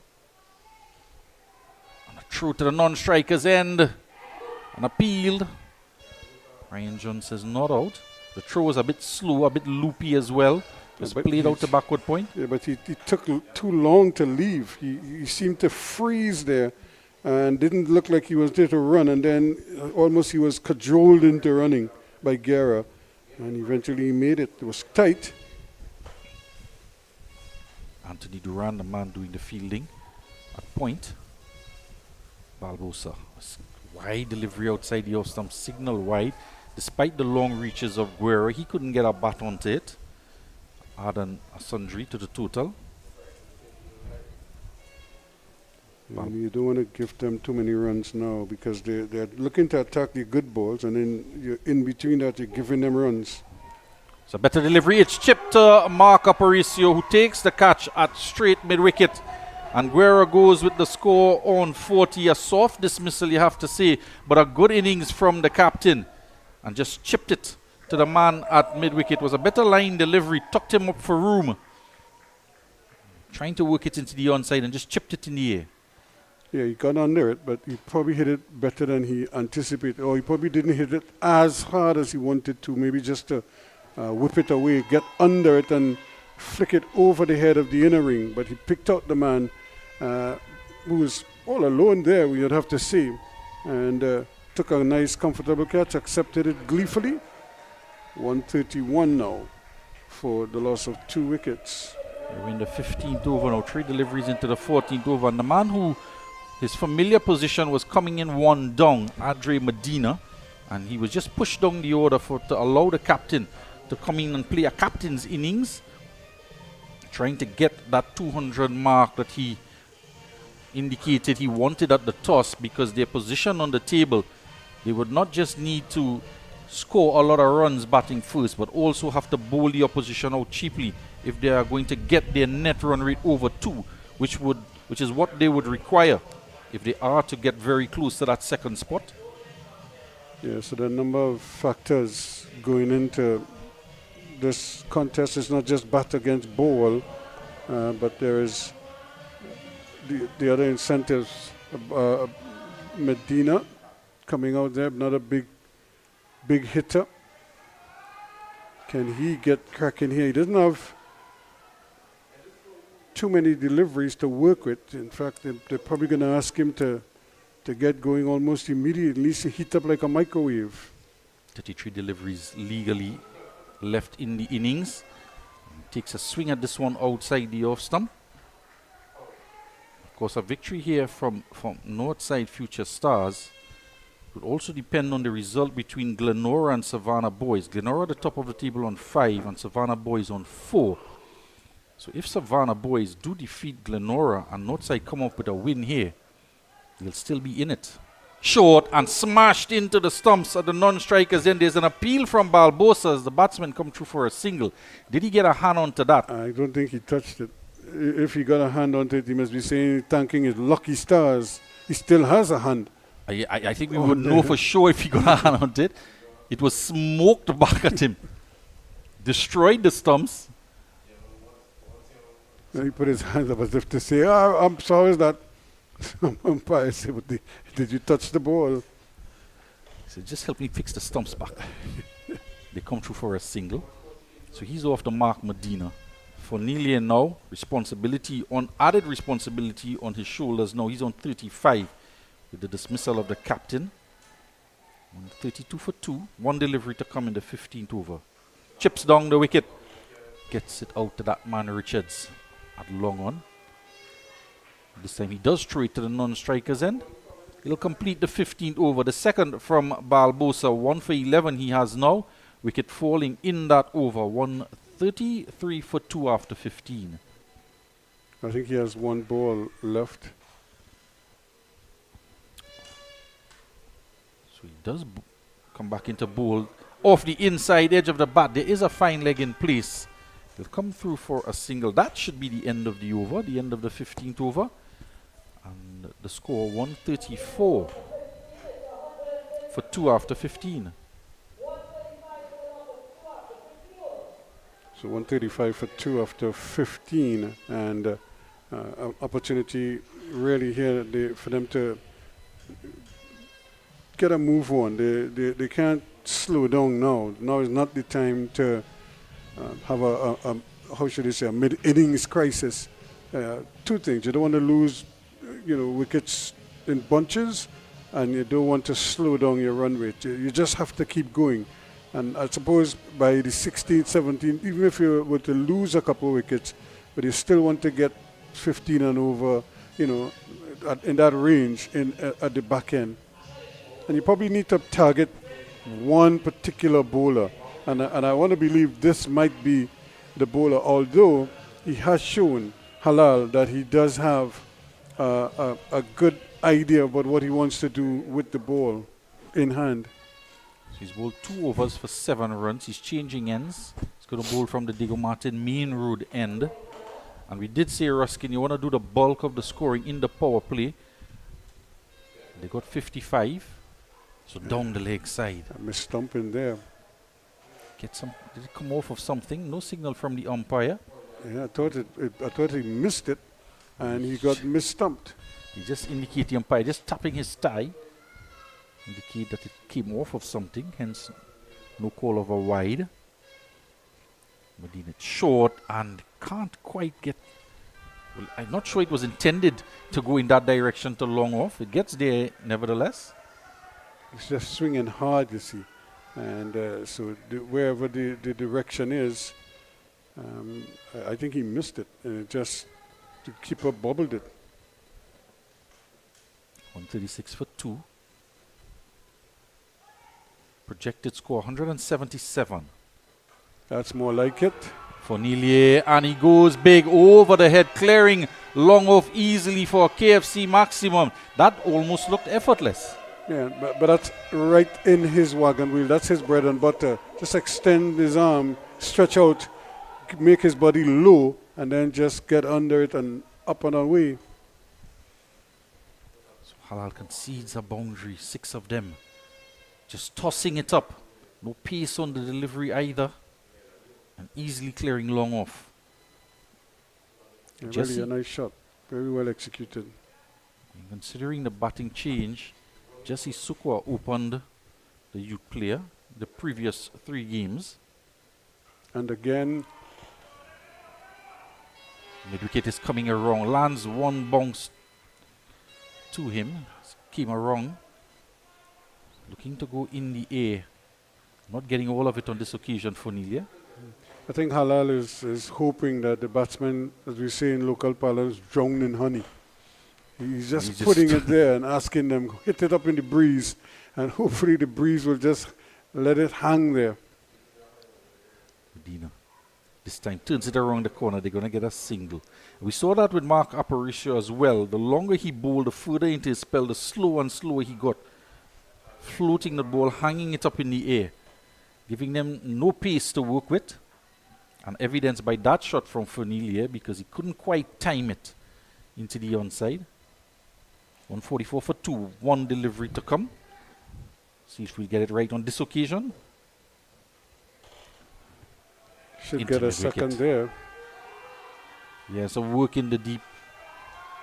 And they come through for 2 easy runs in the end. There's a lot of room in the onside between square leg and mid-wicket because the man is at cow corner and just 4 on the onside. So a lot of room there, and they managed to come back for 2 after 16. 146 for 2 for Neely on 45, and the new man Medina on 4. Having that family lime at home, that cookout by the river, or you're just feeling to bubble up pot? Then Cans Poultry and Meats Limited has got you covered for all your meaty needs. Whether it be chicken, beef, steak, lamb, or even seafood, check Cans. They even have seasoning and condiments to complement your dish. So if you're looking for top quality meats at prices that wouldn't bust your pocket, then come on in to Cans today at any of their convenient locations.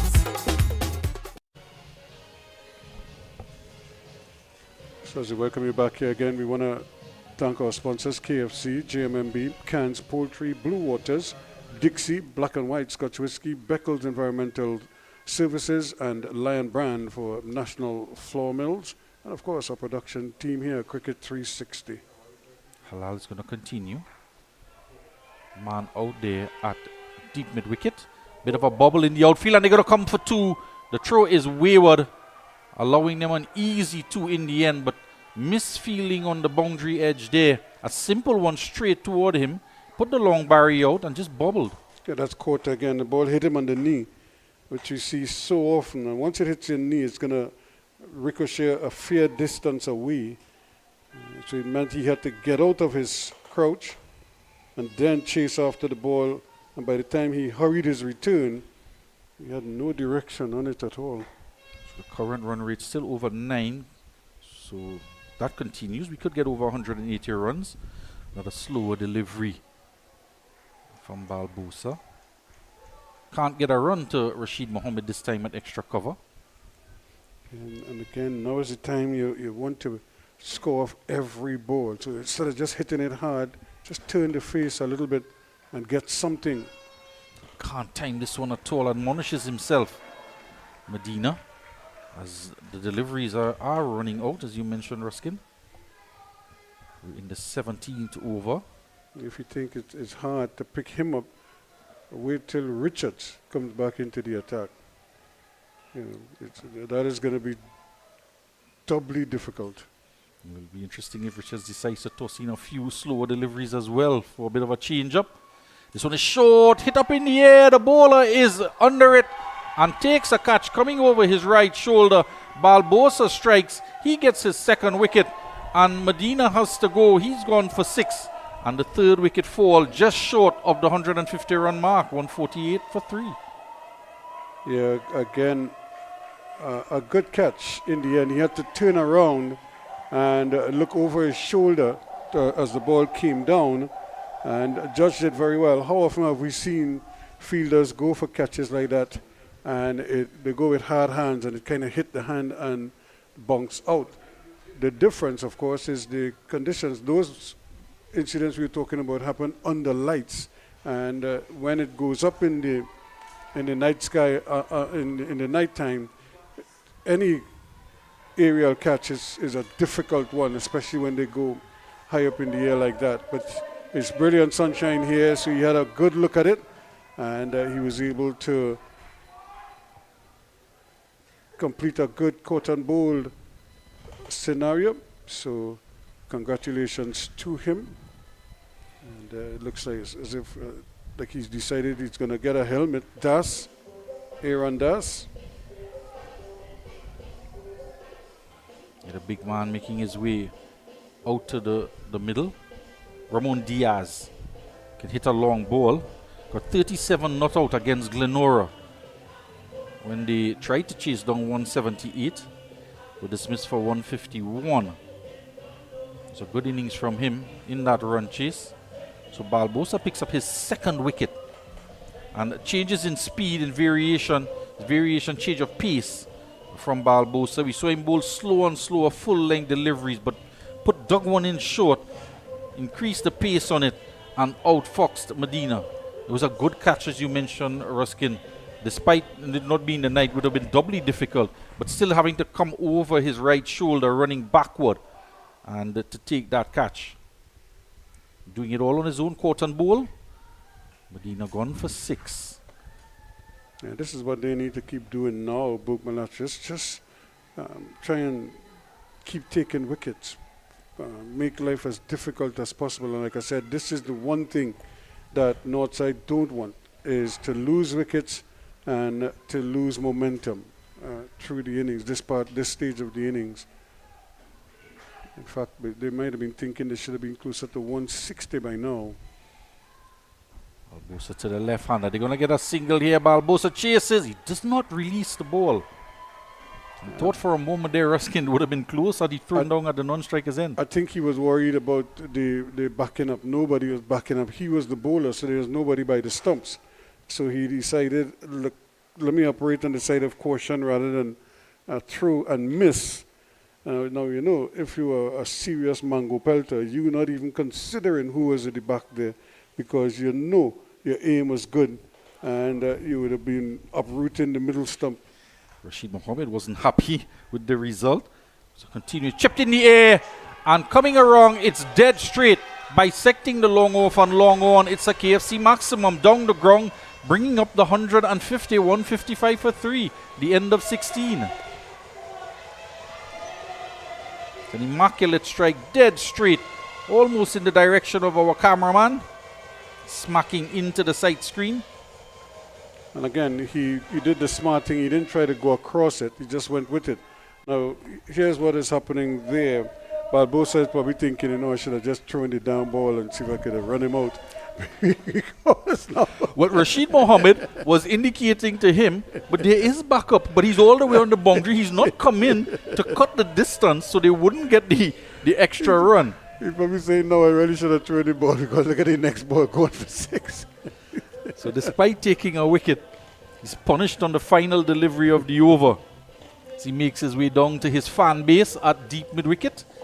And the 51 to Fornelli, bringing up his half century with that 6 down the ground. 3 6s, 2 4s off of 41 deliveries with a strike rate of 124. Doing exactly what his captain would have wanted him to do. Kyle Ramdu went hard early on, striking at 175 strike rate for his 42.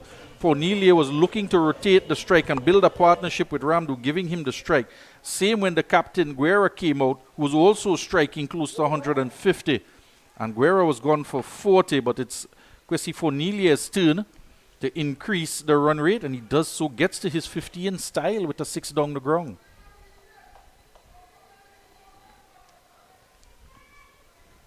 So now as you get down to the nitty-gritty here, what is going to happen the rest of the way?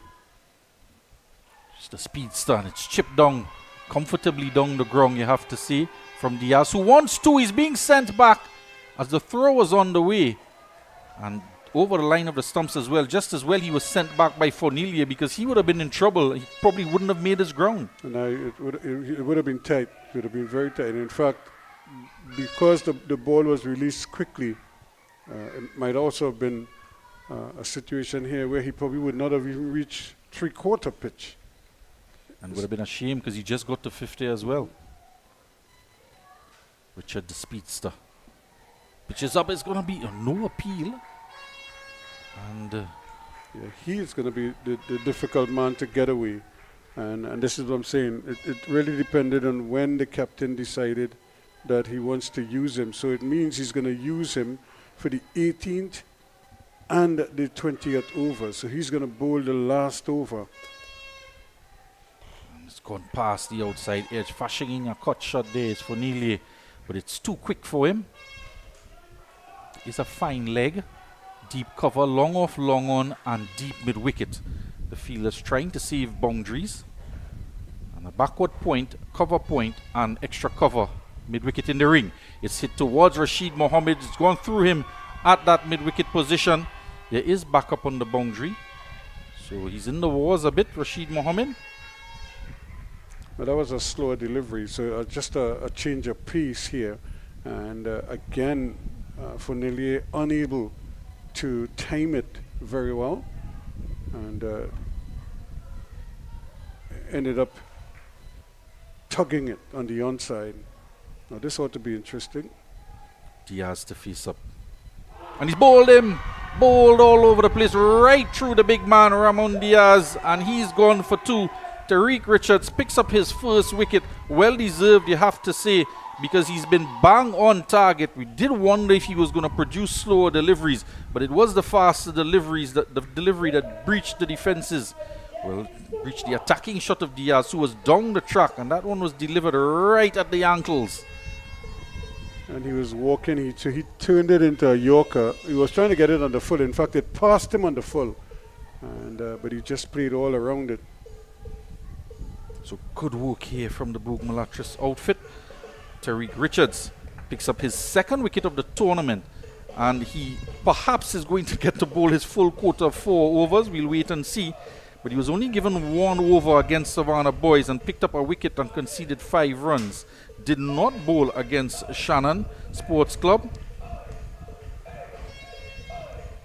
So the North Stars just stumbling a bit at the back end of the innings in the last 4 overs or so, losing wickets. Yeah, like I said, that's the one thing you don't want to be doing at this stage of the innings. Yeah, they lost Guerra in the 15th over. Then in the 17th over lost at Medina. Diaz is gone now with 1 delivery to come in the 18th over. The new batsman, the man who opened the innings in the previous 2 games, Jesse Sukwa, the under-19 player. Face up to the speedster. Richards is down the leg side, and fine leg is there, thankfully, because that was missed by the wicketkeeper. Difficult one for him down the leg side. Richards just coughing up his hands in the dirt. Wide signal by the umpire. Perhaps that one slipped out. Yeah, he was probably going for another Yorker. So he was trying to squeeze it in there, and he probably just pushed it. But again, the Yorker is not out of consideration here as well, even to Fournillier, because he... Sukwa, short of a length, tugged into the onside. He runs quickly for 1. Fielder has the ball in the hand. They turn to come for 2. It's going to be really tight. And the throw, it lacked a bit of power, but it didn't lack accuracy. And the keeper just had to wait on it a bit. And Sukwa got back in time. Fournillier, rather. Take it on the bounce, so to speak. 161 for 4, 18 completed. Blue Water's posse identified! Somebody pass blue water. Somebody bring blue water. Somebody get blue water. And we ready now. When you're feeling hard, take a blue water spray. Take a blue water spray. In your school or home, take a blue water spray. When the bus run out, take a blue water spray. Party posse water. Working posse water. School children they water. Blue water spray. The fitness posse water. The office posse water. Welcome back to our coverage of this round 5 game, the final game for these 2 teams in Group B. And Republic Day here in Trinidad and Tobago. Entertainment for the fans. 161 for 4. 161 runs on the board. 2 overs to come in the innings. It's ironic. We have 161 and we're celebrating our 49th Republic Day here in TNT. So the 200 is looming large. Can they get the 49 more runs needed now? Or 39 rather, that they need now to get to their 200. Well, if they do get there, it's going to be end-to-end action. Sukwa gets an outside edge. Sukwa on strike, comes off the mark. Chopin comes back into the attack. 2 overs for 16 runs, so he will finish off with 3 overs in the innings. And so many times we see your most economical bowlers do not get to bowl out their spells in this T20 format. You want to give your best bowlers their full quota of overs. He's round the wicket. Fire. Chipped on. Richards down there. Let it pass. Well, the kit of the BOURG MULATRESSE looks like it's in flames. He tried to put his hand there, but I don't think he got his hand up in time, and it probably was a good thing, because that was traveling. Sukwa just to the crease, face just a one delivery. Stays round the wicket, does stop in, and he punches it through cover. They go for 1, and they're going to come for 2. He's going to have to hurry, and a very accurate throw straight in line to the wicket keeper made it very easy for him to pick the bails. And Sukwa is going to have to go run out there, trying for every single run on offer out there, but it was straight out to the man at cover who got the throw in and was on a very accurate throw. It lacked a bit of pace, but did not lack accuracy at all. And not much work for the keeper to do beside pick it up, collect it on the bounce, and dislodge the bails. So he's gone for 1. Yeah, that's good cricket, good out cricket. And like I said, the return wasn't a very powerful one, but it's strong enough and accurate enough to make sure that it got to the keeper, and he did the rest. Good work, good glove work also from Holder. A very interesting Ruskin, because Fonelia is on 55. It was hit straight to the man. And you would think that Sukwa wants to just give Fonelia the strike. But they decided to come back for the second run. And in these final few deliveries in the innings, you want to give the man who's on 55 the majority of the balls to face. Yeah, they're just getting the signals crossed here now. Terrence James, it looks like, who has arrived at the crease. Fans enjoying themselves in the crowd on this Republic Day, the BOURG MULATRESSE fans. None more so than the flag bearer, celebrating every wicket that has fallen so far, 5 of them. Well, I think if they weren't here, they probably might have been a little river lime or something up in the cruise. To continue. That one didn't get up at all, and he's trying to cut off the front foot. Is James. Terrence James, yep. And, you see, this is what I was referencing earlier. When you lose wickets at this stage, it just slows down, it kills all your momentum. And it puts pressure now on Fonelia. He may have to bat out here. It's wide outside the off stump, squeezes it out to Aparicio. Get a single. That's not bad. That's not bad. For the fielding team in particular, you'll be happy with singles. Even if you concede 6 singles, you don't mind. Right-handed, Fonelia comes back onto strike. Rossi Fonelia stays round the wicket, pushes it wide, and it's short, and it's through the man at extra cover. He's going to go close to the boundary, but a recovery from court, and they're going to come for an additional run. This is excellent running. Excellent running between these two out there in the middle. The misfield at extra cover, work on the boundary, and they ran for everything. Yeah, it's excellent work. Again, it's go time. You have no tomorrow. 168 for 5 now after 19. And it was important that they came back for that 3rd run, because it means that Fonelia would be on strike for the start of the final over. 168 for 5.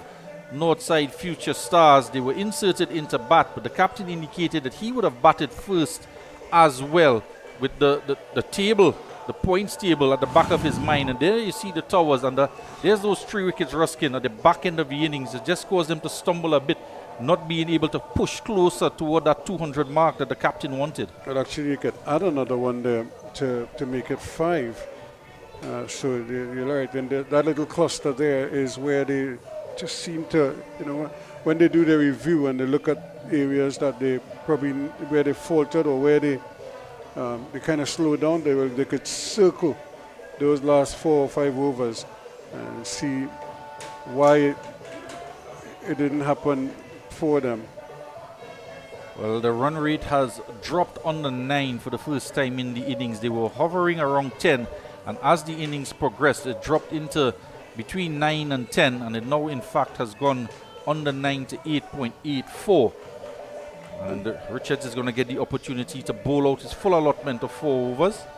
If he concedes anything under maybe 8 runs and over, that would be splendid. And don't rule out him taking a wicket or 2 in this over, because at the speed at which he bowls and the difficulty Fornelli has had in negotiating his pace.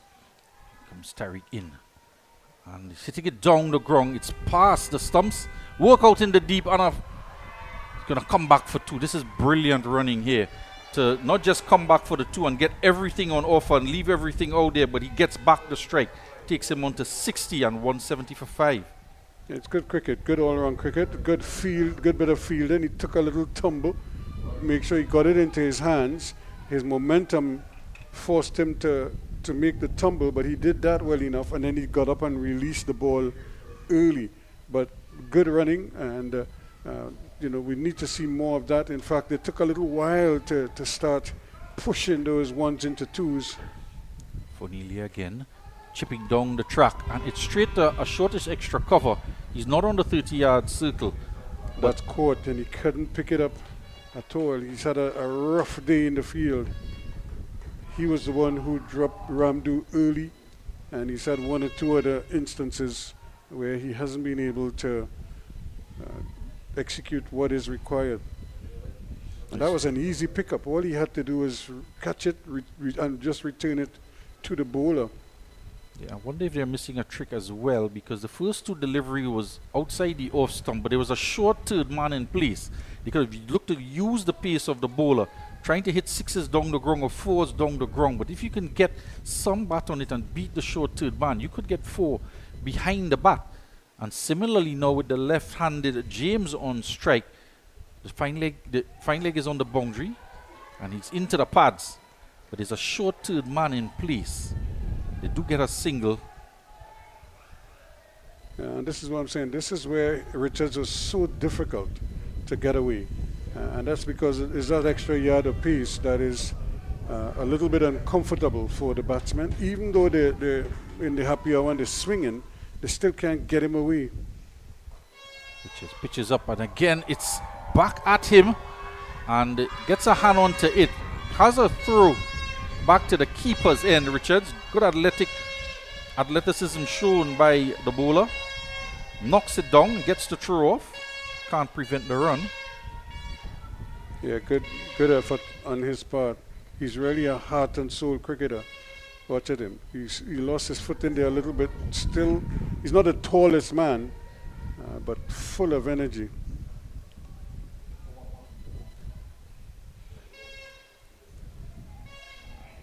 Richards again. And it's off the inside edge, down to fine leg. They would get a single. They want to look for the second one. The non-striker, well, the man who hit the ball, James, wanted to come back. But Fornelli says, hold on, I'll take the final delivery. He's on 62, 174 for 5. Can he make it 180? That's going to be very difficult because nobody has been able to really launch Richards out of the ground. And if he could produce one of those darts that he's bowled so far, maybe right up in the block hole. It's Richards' final delivery. And it goes just past the off stump. They're going to come through or attempt to come through for a bye. And there is an appeal, and he's given him out. Umpire CDL And good work from the wicketkeeper to get the ball back down to Richards as they were running through for a bye. And he couldn't make his ground for Nelia. And a direct hit, the throw from the keeper, and a direct hit on the move from Richards. Very athletic indeed. And they do get another wicket. So that will be it. 175 it should be. 174, you got run out on the last ball. So it's 174 for 6 at the end of the 20 overs. 175 to win, and a bit short of where they would have wanted to be when they were inserted. But they're going to have to battle and try to get these points if they are going to contest positions in the semi-final.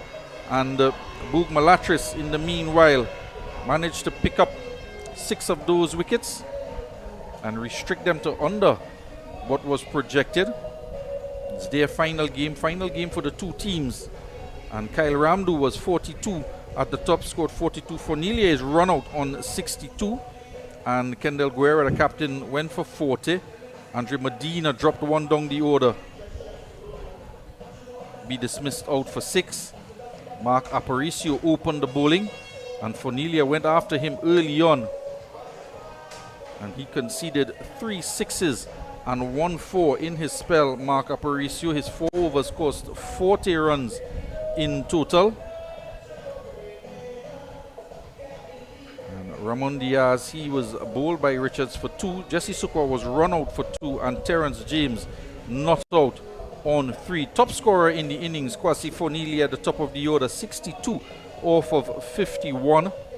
Ramdu 42 as we mentioned, and contribution from the captain Guerra coming in 1 down, and he scored 40.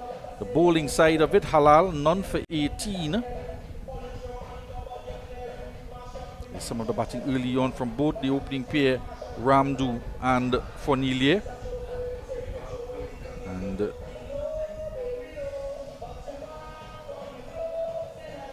Ramdu going downtown, hit 2 sixes and 4 fours. Guerra with his long levers, 3 sixes he hit, and there's the 1 boundary, the 1 4 he hit in his knock of 40, and hit some massive sixes as well. He targeted down the ground. Fornelia on the other hand provided good support to both Ramdu and his captain Guerra, and they're stucking ones around the corner, 2 fours and 3 sixes, and the captain was dismissed, chipped it to Mark Aparicio there at mid-wicket.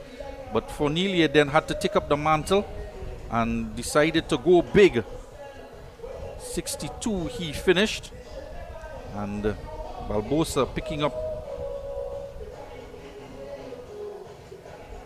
7.3 overs he bowled, and Toppin coming back on to finish off the innings.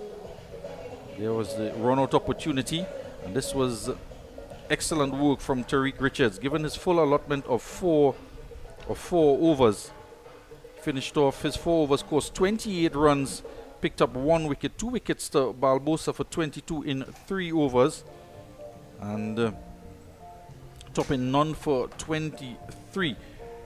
The first wicket fell Ramdu with the score on 68. And put on a good opening partnership. There's a big partnership again with Fornelia and Guerra, 64. But it fell away as wickets fell to the back end of the innings. And they finished up on 174 for 6 after 20 overs. And join us in a few minutes' time when we'll see the response from BOURG MULATRESSE as they search for their first victory in this North Zone T20 Festival. We'll be right back. Blue Water's posse identified. Somebody pass blue water. Somebody bring blue water. Somebody get blue water. And we ready now. When you're feeling hard, take up the water spray. Take up the water spray. In your school or house, take up the water spray. When the bus run out, take up the water spray. Party posse water. Working posse water. School children they water. Blue water spray. The fitness posse water. The office posse water. Here at GMMB, love is the currency. And let's show you how we are able to transfer that energy into real conversations. How important is it for the client to be recognized and not to feel invisible, to feel like just a number? At GMMB, everybody is seen as an ideal, important client. and we give everybody the same level of respect, the same level of acknowledgement, and we deal with you to suit based on that vision of love. JMMB. It's banking for real. Lion Brand brings you the perfect blend of tradition and convenience. From delicious pylori mix and versatile split peas powder to our easy-to-use fry-bake mix, baking powder, and self-rising flour, Lion Brand takes the guesswork out of cooking, making it simpler than ever to create those cherished family favorites. Taste the tradition, embrace the convenience. Find Lion Brand products at your favorite grocery store today. Lion Brand, the power behind our great taste traditions. When you want to get the inside information, you go to the real source, the team members. Let's hear what they're saying. One of the joys that I have is calling someone and telling them you have that approval. We want to know our clients. The attention that we give the client feels that warmth. We help you, the customer. We are here to help you, achieve your dreams. Client succeeding, it has helped the bank to succeed. Lots of great information here. And yes, GMMB is a real bank. Having that family lime at home, that cookout by the river, or you're just feeling to bubble up pot? Then Cans Poultry and Meats Limited has got you covered for all your meaty needs. Whether it be chicken, beef, steak, lamb, or even seafood, check Cans. They even have seasoning and condiments to complement your dish. So if you're looking for top quality meats at prices that wouldn't bust your pocket, then come on in to Cans today at any of their convenient locations. Somebody pass blue water, somebody bring blue water, somebody get blue water, and we ready now. When you're feeling hard, take a blue water spray. Take a blue water spray. In your school or home, take a blue water spray. When the bus run out, take a blue water spray. Party pussy water, working pussy water, school children they water. Blue water spray, fitness pussy water, the office pussy water. Here at GMMB, love is the currency. And let's show you how we are able to transfer that energy into real conversations. What about the connection with you and your team members? It's top priority for me to have that clear understanding of who my team members are and building connections with them to ensure that they carry out the vision of what we are trying to achieve as a team, realizing opportunities for both the clients and ourselves. JMMB. It's banking for real. This one? No. Hey, look, KFC has an incredible promo. I already had that for lunch. Crunch whoever isn't on board. Order KFC's Mega 6 Bucket for only $115.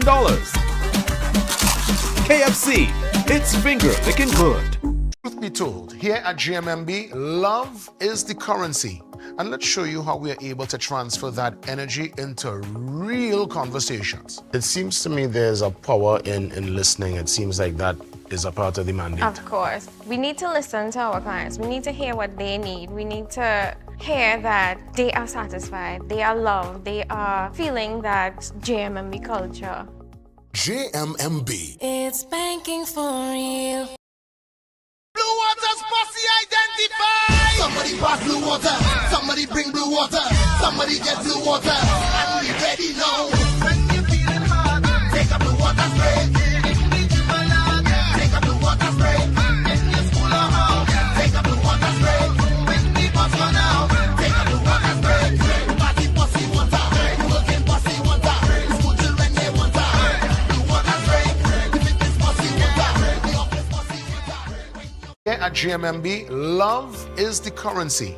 And let's show you how we are able to transfer that energy into real conversations. How important is it for the client to be recognized and not to feel invisible, to feel like just a number? At GMMB, everybody is seen as an ideal, important client. And we give everybody the same level of respect, the same level of acknowledgement, and we deal with you to suit based on that vision of love. JMMB. It's banking for real.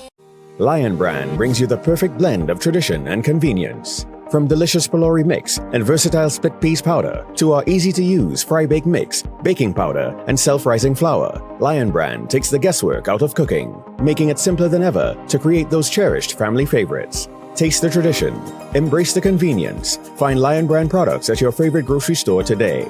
Lion Brand, the power behind our great taste traditions. When you want to get the inside information, you go to the real source, the team members. Let's hear what they're saying. One of the joys that I have is calling someone and telling them you have that approval. We want to know our clients. The attention that we give the client feels that warmth. We help you, the customer. We are here to help you, achieve your dreams. Client succeeding, it has helped the bank to succeed. Lots of great information here. And yes, GMMB is a real bank. Having that family lime at home, that cookout by the river, or you're just feeling to bubble up pot?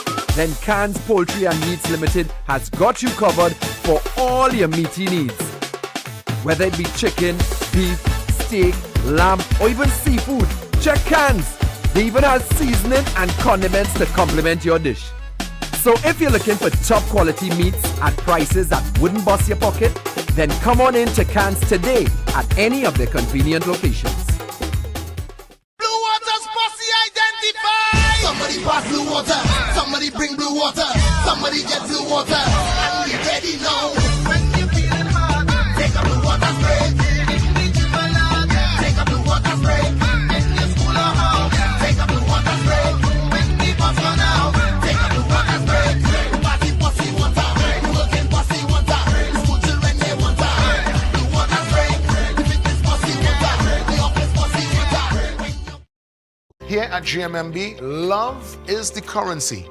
And let's show you how we are able to transfer that energy into real conversations. What about the connection with you and your team members? It's top priority for me to have that clear understanding of who my team members are and building connections with them to ensure that they carry out the vision of what we are trying to achieve as a team, realizing opportunities for both the clients and ourselves. GMMB. It's banking for real.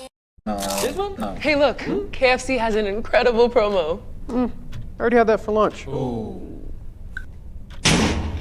Crunch whoever isn't on board. Order KFC's Mega 6 Bucket for only $115. KFC, it's finger licking good. Truth be told, here at GMMB, love is the currency. And let's show you how we are able to transfer that energy into real conversations. It seems to me there's a power in listening. It seems like that is a part of the mandate. Of course. We need to listen to our clients. We need to hear what they need. We need to hear that they are satisfied, they are loved, they are feeling that GMMB culture. GMMB. It's banking for real.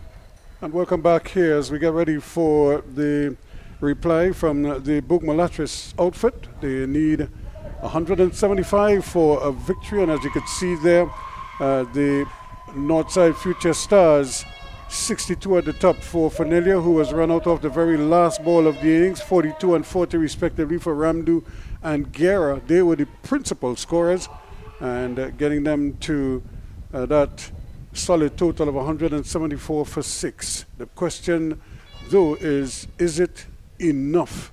We would have to say, Billy. Yeah, they fell short of what the captain wanted. He was indicating that he was looking forward to scoring about 200 runs or so. He does have the ball in his hand now to open the bowling. Aaron Das is on strike. Anthony Duran at the non-striker's end. And there's a first slip in place and just a bit of changes in the outfield. So they've now pushed the man out to deep square leg and a long off. Are the two fielders out for the power play. So here we go. And they should get an easy single, but again, a little bit of ball watching there, because there was clearly a single there, even though there was a short fine leg. You don't want to give up runs because you may not get them back later on. So every opportunity you get for quick runs, you want to take those, especially in these power play overs. Guerra, this could be out. He's settling under 8. Ramdu is going to take it. He bubbles it and bubbles it and bubbles it, and then eventually he holds on to it. So Das, who gave up the single, in fact, he offered the single to Durant. Durant turned it down, and the next ball, he skies one and goes without scoring.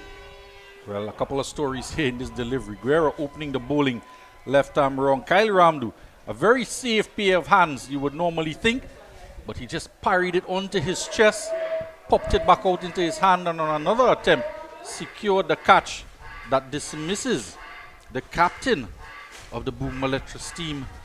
And a disappointing start, but exactly what the Northside Future Stars would have wanted, to try and get wickets very early on to get that net run rate over 2. That's what they're playing for.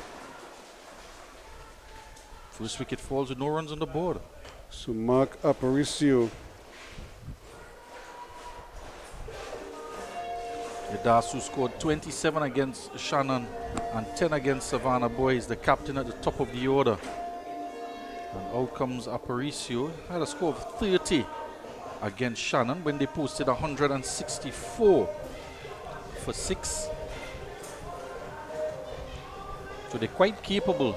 It's within touching distance. They've already proven that they can get to those types of scores. Try to see if they could get to this total of 174, but they have a bit of a setback now. Yeah, they really have to try and pick things up here. They have to forget that. You don't want to lose early wickets. You don't even want to lose a wicket this early. But hey, that's the hand you've been dealt. So now you kind of like have to deal with it and see what happens. I wonder what is going through Anthony Duran's mind now, because he really clearly was a single. He just didn't seem prepared to run, and the very next ball they'll lose a wicket. And Kendall Guerra has bowled very well lately. He's been very economical. He hasn't probably gotten the barrage of wickets that he would like, but he hasn't been too costly either. And again, pitching up nicely and going past the outside edge. So a real examination here now for Aparicio and company. His best spell in this T20 festival, 2 for 15 he got against Shannon. That would be in the last game that they played. And again, so he's really found a good groove. He's found a good line, a good length. His pace is up, even though he's not the quickest of bowlers, but the height from which he operates makes it a little bit of a difficult proposition for most right-handers in particular, as he's able to go across them. And again, they're appealing for a catch at the wicket, and he goes. 2 in the over. So Kendall Guerra struck with the second ball, and he's done it again with the 5th ball of the over. They're yet to score a run, and they've lost 2 wickets. It's exactly the start the captain wanted. He has the ball in his hand, and there he gets the outside edge going across the right-hander. It's the stock delivery from left-handers over the wicket, particularly with the new ball. We haven't seen him shape any back into the right-hander, but he's been consistently going across them. Has a slip in place, but didn't need the slip. And Aparicio indulges, takes a nibble outside the off stump, and he is gone without scoring. 2 wickets now, no runs on the board. Yeah, this is not what the doctor ordered. And because you want, if anything, to at least get some runs on the board before you lose your wickets. And even if you accommodate for 2 wickets in the power play overs, you certainly don't want to lose those 2 wickets in the first over without a run on the board. You're really tempting fate here. And it's very difficult for the team is at the bottom of the table. So you have to got to play for some pride. They're going to have to dig deep, try and make this a contest, because Northside Future Stars would want them to capitulate, because they need to bowl them out early to get that net run rate from negative 0.02 to over 2 to try and compete for that second spot. The other 2 teams doing battle in the group, Glenora and Savannah Boys, looking for that first and second place as well. Glenora on 5 and Savannah Boys on 4. So Northside on 4 points as well, but they need a big win here. And so far, BOURG MULATRESSE seems to be accommodating them. Well, Kevin Holder is the new batsman. Can he end this slide here? And he will get off the mark immediately. Probably not with the most convincing of shots. A slightly slow delivery from Guerra, but he ends a beautiful first over. 2 wickets for just 1 run. 2 for 1 after 1. A very eventful first over from the captain, leading from in front, first with the bat, getting to 40, coming 1 down, doing the right thing for that final delivery with the new batsman in. 2 wickets down. He put a second slip in place, looking to get another wicket in the over, looking for the kill. Yep, this is exactly what they would like to achieve here now. Just make sure that you keep your foot on the gas and don't allow them to get out of this hole that they've dug themselves. Andre Medina is going to open the bowling from the Diego Martin Main Road, and 2 for 18 he had in their first game. It was a defeat that they suffered at the hands of Glenora. And the 2 men out is a long on and a deep mid wicket, so they're expecting some fireworks here from Holder. And there's one that comes right in. They're appealing for an LBW decision, and not out, says the umpire. And they're bewildered, to say the least. But the umpire is very firm. Yeah, have a close look as to where this ball pitched. I think that is the doubt in the umpire's mind. A pitch off stump. And it seems to be hitting off stump. It pitched on the off stump and was going to clip the top of off stump. He didn't go anywhere. He was on the back foot there, and really, by the thinnest of margins, survives. It's a critical wicket as well, because it would put them in, further ahead in terms of getting to that goal that they want, to get a 3rd wicket. And to do it in the second over as well. Going to try again, Medina. He's round the wicket. Almost chopping it on this occasion. Yeah, Akil Guerra did well there. Well, he couldn't get out of the way. The ball just bounced and jumped at him. And that last wicket was all Guerra. Caught Guerra, bowled Guerra.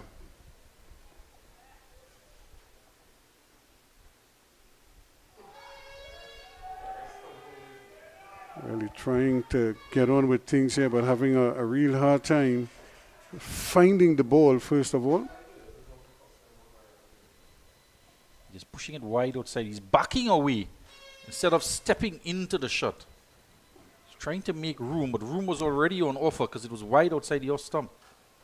This time he's going and he's going and he's gone. Just one bounce and over the ropes at long on.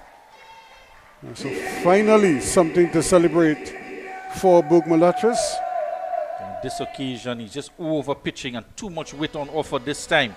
So he made the correction in terms of length, but not in terms of, rather it made the correction, kept the line, but the length was over pitched and he hit it straight down the ground because there's no man at long off.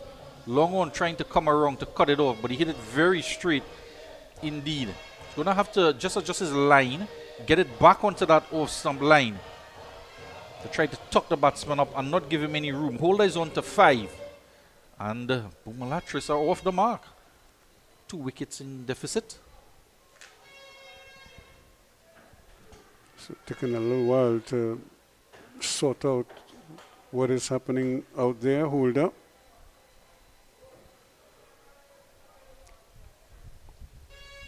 Survived a big LBW appeal and now survives the over from Medina. 4 runs in it. It's 5 for 2 now after 2. Lion Brand brings you the perfect blend of tradition and convenience. From delicious Pelori mix and versatile split peas powder to our easy-to-use fry-bake mix, baking powder, and self-rising flour, Lion Brand takes the guesswork out of cooking, making it simpler than ever to create those cherished family favorites. Taste the tradition. Embrace the convenience. Find Lion Brand products at your favorite grocery store today. Lion Brand, the power behind our great taste traditions.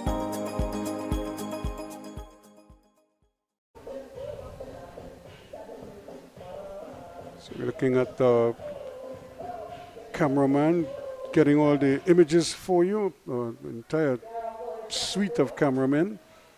And they must be enjoying this. They've seen wickets fall, so too would be the spectators, unless, of course, you're a BOURG MULATRESSE supporter.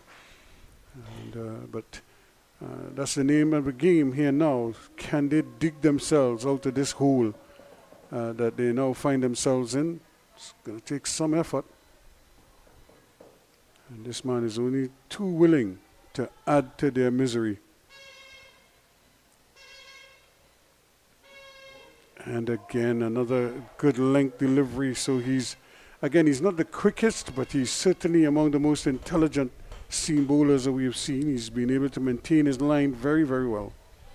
Yeah, and making the change for the left-handed Durant, who's just facing his first ball. You've been witness to everything that was happening from either end in the first 2 overs. Just his first ball, and he's already fishing outside the off stump.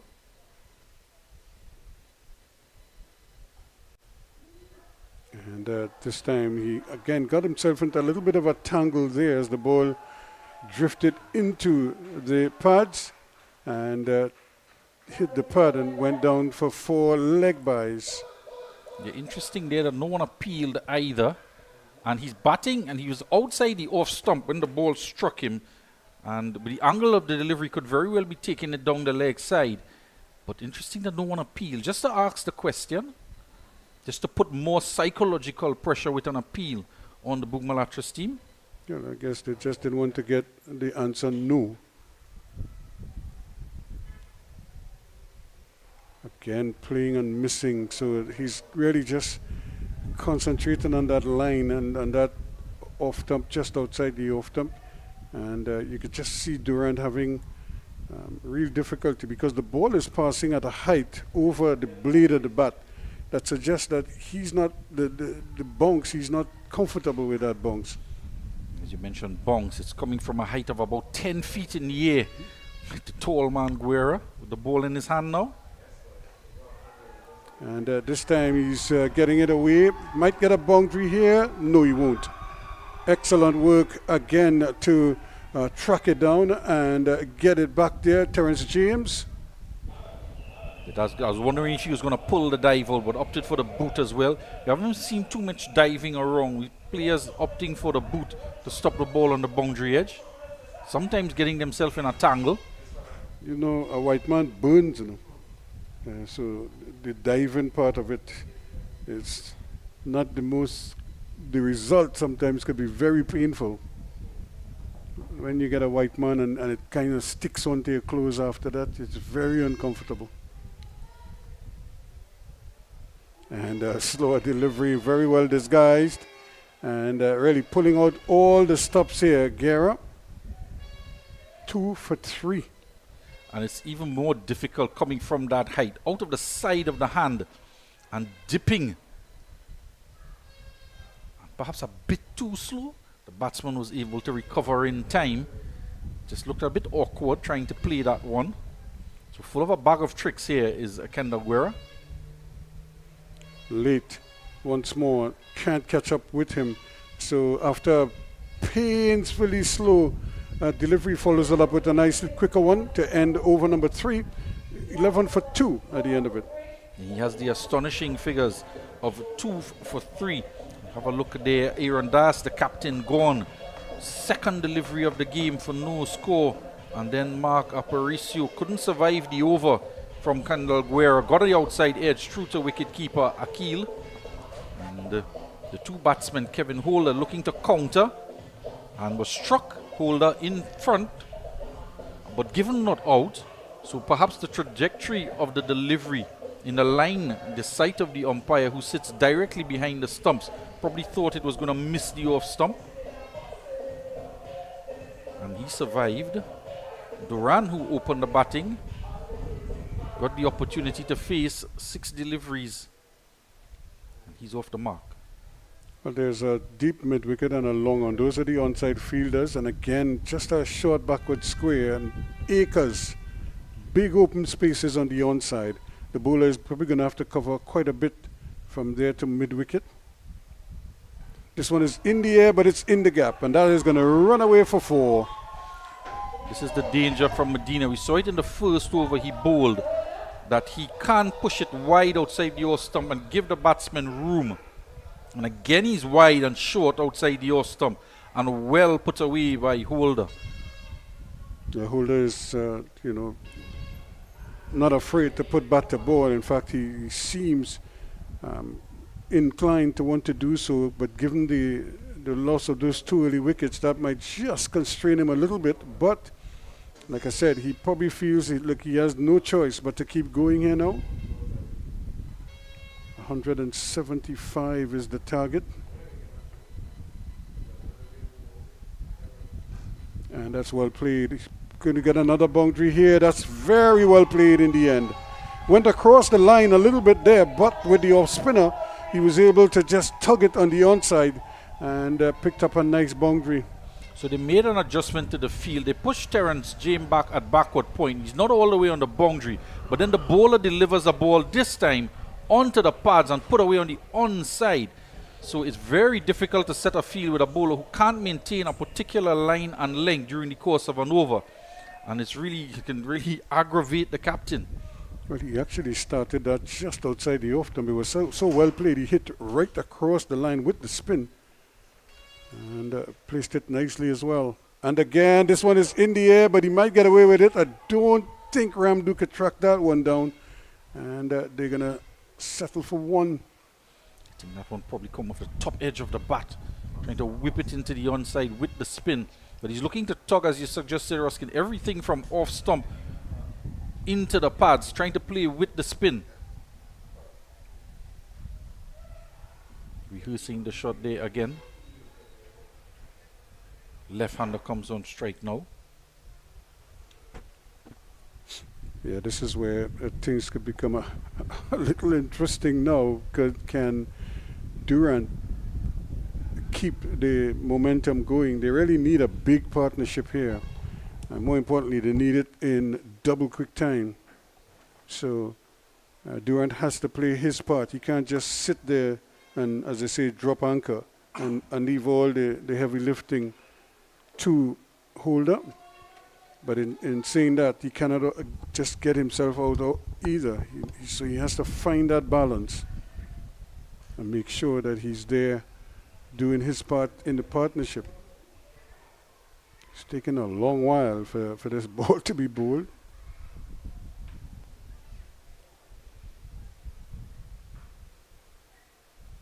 Again, getting himself into a little bit of a knot there, and can't get the ball away, and he needs to avoid this. This is precisely what the bowler wants, but his team wouldn't like to see this too often. You don't want to see too many of those where you can't get it off the square. You're just playing into the hands of the fielding team. I think he's just looking for the delivery where he knows it's his sweet spot to try and dispatch it to the boundary. This one is in the air. He could be. The bowler, the wicketkeeper is getting under it, and he takes the catch. That's his second catch of the innings. Guerra takes the catch, and Durant goes for 2. It goes from bad to worse for BOURG MULATRESSE. It's all falling apart here, and it's happening quickly in the power play this time. He's trying to go big, using all of the bottom hand, leaning back as well to compound the problem, because he's not stepping into the shot and trying to go in the air and could only spoon it up. Easy catch for the wicketkeeper. Yeah, Medina did the smart thing, get out the way, and don't allow any mishap. And so they lost a 3rd wicket now, and this is what we kept saying is a cardinal sin when you lose 3 wickets in the power play. But when you lose 2 in the first over, losing a 3rd one is almost always on the cards. Yeah, and what you don't want to do is to give a wicket to a bowler who you're scoring runs off of. 13 runs they've scored off of Medina, and he now picks up a wicket. They've hit him for 3 boundaries in his 2 overs. So they took a liking to him, and trying to go once too often loses his wicket. Yeah, Medina 1 for 13, and we had 4 leg byes in there as well. So it meant that Guerra is really putting on a big display at the other end. I think he got 2 for 1 or 2 for 3 or something like that. 2 for 3. Yeah, very economical. Yeah, he had 2 for 1 after his first over. Yeah, so this is kind of like how things are working out. Delaney Hines is out there, and he's going to have to negotiate the pacey Terrence James. I'm not sure what the age of this young man is, but he looks quite young. Delaney Hines, under 19 player. Yep. As you say, you could still see the milk in the face. So Terrence Hines here now would love to get into the wicket-taking act and heap even more pressure on BOURG MULATRESSE. This one is hit in the air, and that's going to sail away for 4 runs. And the holder continues to score with boundaries. It's his 4th 4 of the innings. So he would be disappointed as well that they would have lost the wicket of Durant in such a fashion when he has been going good from the other end, trying to build back and resurrect, trying to post some sort of a good total in the power play, still trying to maximize. And that one was just a bit of a gift there. He could just work it into the onside. Man is dropping out, the captain himself, the deep square leg now with that boundary. And he goes from short on the leg to wide outside the off stump. And we saw that from Medina as well, overcompensating after being struck for a boundary. Getting it all wrong there, Terrence James. Yeah, he has to make an adjustment, and he's had his issues in the tournament. He's had 1 or 2 spells where he's been really impressive, and then on other occasions he just seemed to really lose the plot quite a bit. You don't want to be the one that they could point the fingers to for not following the plan. You have to do that again. Yeah, that one did look wide, despite the fact that he perhaps got a little close to it. But that guideline belongs to the umpire. And he took possession of it and signaled a wide. So James really need to buck up here, get his radar working. This might be it for him. It's sailing. Ramdu is under it. Then he takes an easy catch.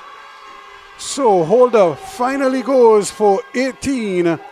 And not the best of balls from James, but he don't mind. He's picked up the big wicket of Holder. Kevin Holder goes to 18.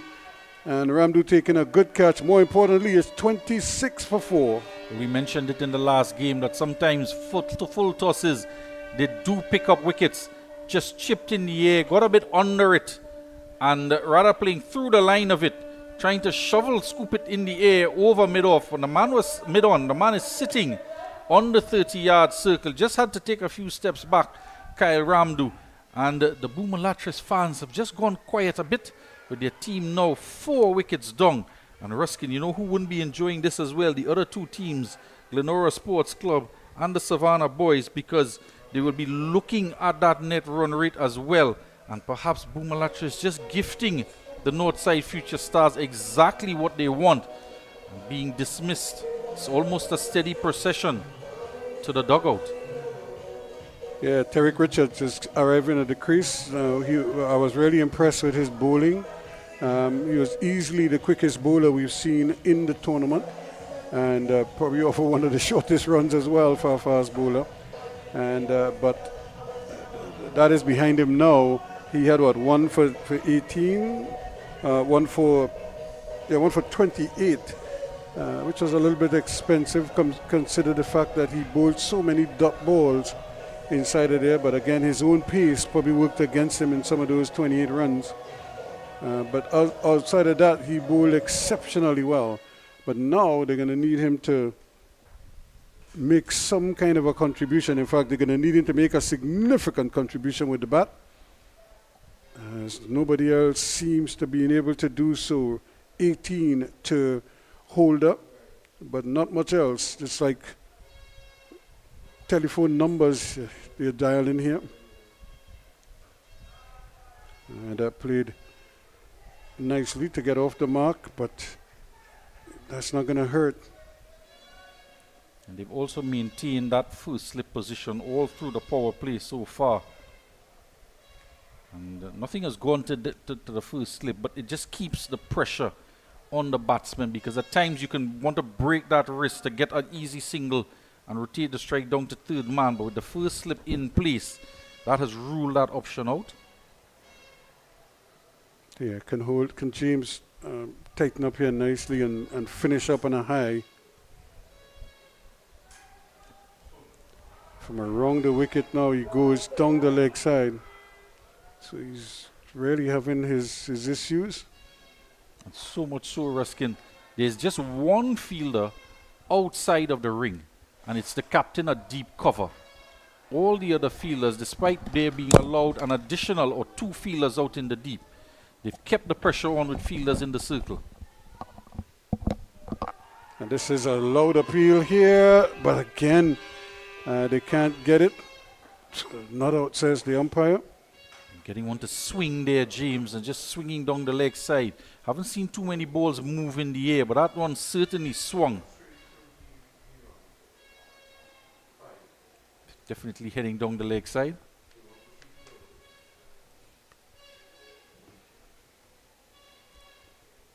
So again, James trying to finish up this over here without too much more damage. The young man, Delaney Hines, gets an opportunity, Ruskin, to see what he's made of. Can bat, see if he can bat as long as possible. Victory might be out of the cards, but you get an opportunity. You want to maximize the opportunity. Yeah, that's the name of the game here now for him. Do your part. And if you make runs, then the team make runs as well. But for now, they're really suffering. 5 going, it's 28 for 4. Yeah, you're going to have to just forget about the power play. Because if you try to score to hit the ball in the air. Here at GMMB, love is the currency. and let's show you how we are able to transfer that energy into real conversations. What about the connection with you and your team members? It's top priority for me to have that clear understanding of who my team members are and building connections with them to ensure that they carry out the vision of what we are trying to achieve as a team, realizing opportunities for both the clients and ourselves. JMMB. It's banking for real. North Zone T20 Festival leading run Sora Ikwe Craig, 234 runs to his credit, 3 50s and 41 not out in his last game. They are now out of the tournament. It's an opportunity for a new leading run scorer to emerge. And emerging from the Diego Martin Road end, looks like Jesse Sukwa, is it, who's going to come into bowl? Leg spinner. Just trying to make sure that he gets the action right, and this might be a good time, although there's a left-hander at the crease. Richards may be inclined to try to swing everything to leg, so if Sukwa could produce a googly or 2 or 3, he could put him in a little bit of a spin. And there he goes, trying to really open up to probably pull that on the onside, and that was a quick one going across him. The captain showing a lot of trust and confidence in the young man to bowl the final over of power play. Thinking he might overstep, he's just getting back there, and Delaney Hines was keen to get on strike and then had to hurriedly get back. The exuberance of youth Ruskin. It was a good return too by James. A good guarder as well from Sukwa. Just down at his ankles. And Heinz is going to have to hurry here, but Guerra not interested in a run out. But you could see him trying to put everything through the onside. He's not too happy playing on the offside. It's almost like if that side of the field doesn't exist. I just wonder if he's just pushing it across the left-handers, because we see so many times leg spinners to left-handers bowl a lot of googly deliveries and push it to turn across outside the off stump for the left-handers. We haven't seen any spin too much back into the left-hander, and he can certainly impart a lot of revolutions on the ball and get some appreciable spin. And again, outside that off stump, turning away from the left-hander. So he knows what he's doing. He's just trying to get a lot of dot balls in, frustrate the batsman. And that's well played. That's beautifully played. This is a long chase for James. He might as well give it up because that's going to go for 4. And we did mention we haven't seen too much diving around in the outfield to save Bongrel. There was one there, all in vain though, but it's a full toss and put away through the covers. A good looking shot there. And chasing it down, couldn't hold it back in. But he's bowling that line. There's no protection outside the off stump. There's a long one who is wide, as well as a deep mid-wicket on the boundary for the ball spinning back into the left-hander. But none of them have come back into the left-hander. It's all going across him. I bowled him. Well. Delaney Hines, after such a beautiful cover drive, plays one on the back foot. It might have come off the under edge onto the stump, and he goes for 4. So Sukwa just rewarding his captain for the faith that he put him in to bowl that final over of power play. So there was no wit on offer here. Tucked him up on the line of the off stump. Have a good look at the young man's action there. And it's that one, that googly, that he's looking to go across him. But this time, no wit on offer. Tucked him up and he could only chop it on. He got a little bit of extra bounce as well in that delivery. So really coming back at him a little bit and off the under edge into the stumps. It's the end of over number 6. Not good news. It's 33 for 5.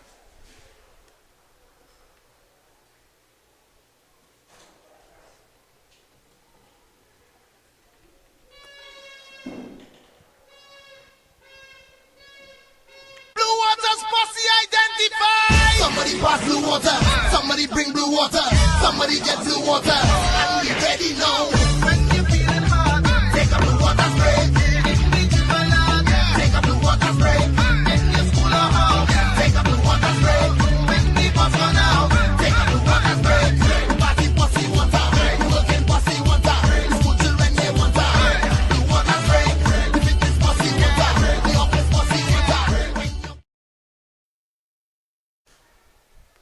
really not the script that BOURG MULATRESSE had, and I suppose not the script that the others would have been, the other teams in contention would have been hoping for.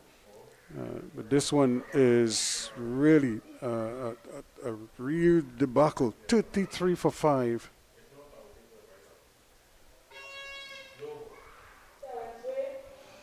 So a no ball signal. Yeah, that's an easy one for the umpire. Didn't land at all on the pitch, losing all control. That wrist snap going all wrong there. But it's a perfect power play for the Northside Future Stars. In fact, they probably couldn't have predicted any better. And luckily for the free hit. Free hit. Because that was very close. Struck him in line. Trying to manufacture runs here. Look at how far across he is. And really had everything in front of the stumps there. And, but it was a free hit, so it doesn't count. It doesn't really matter. But other than one more to the score. New man Benny Halal. What do you do coming into bat in a situation like this, Ruskin? Well, you bat. You try and bat out the 20 overs. And this has been part of the problem here. No one has been able to really, probably with the exception of Holder, has been able to really get at the bowlers. And even Holder had his issues as well. That's the advice we were trying to give to Delani Hines, but got a good delivery from Sukwa to be dismissed. And good quick running. And this could be close, but I think he might just have made it in. And a good effort there, picking up the ball and rifling the return in by Kwesi Fonilia. And the batsman just making it in. Yeah, and it's good to see, and it's good for your team as well to boost the team spirit out there when you have a direct hit like that. And it just raises the standards of the entire team.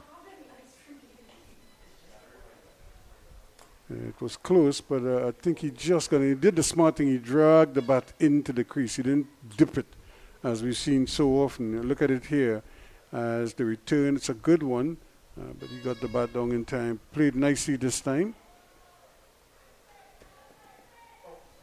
And he got the bat down, but he didn't get it over the line in time. Yeah, I was giving it even from the live action. Because what affected him as well is he decided to run around. He didn't go straight into the crease. Straight. Took a shortcut, which would turn out to be a long cut. Yeah, a number of roundabouts in Diego Martin, but he decided to take one. And, so in between the no balls and the wides, James has been able to produce one or two good deliveries, but can he just repeat it?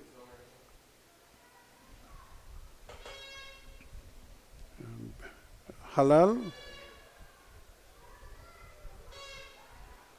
And that's good running. Not much the fielders could do about that.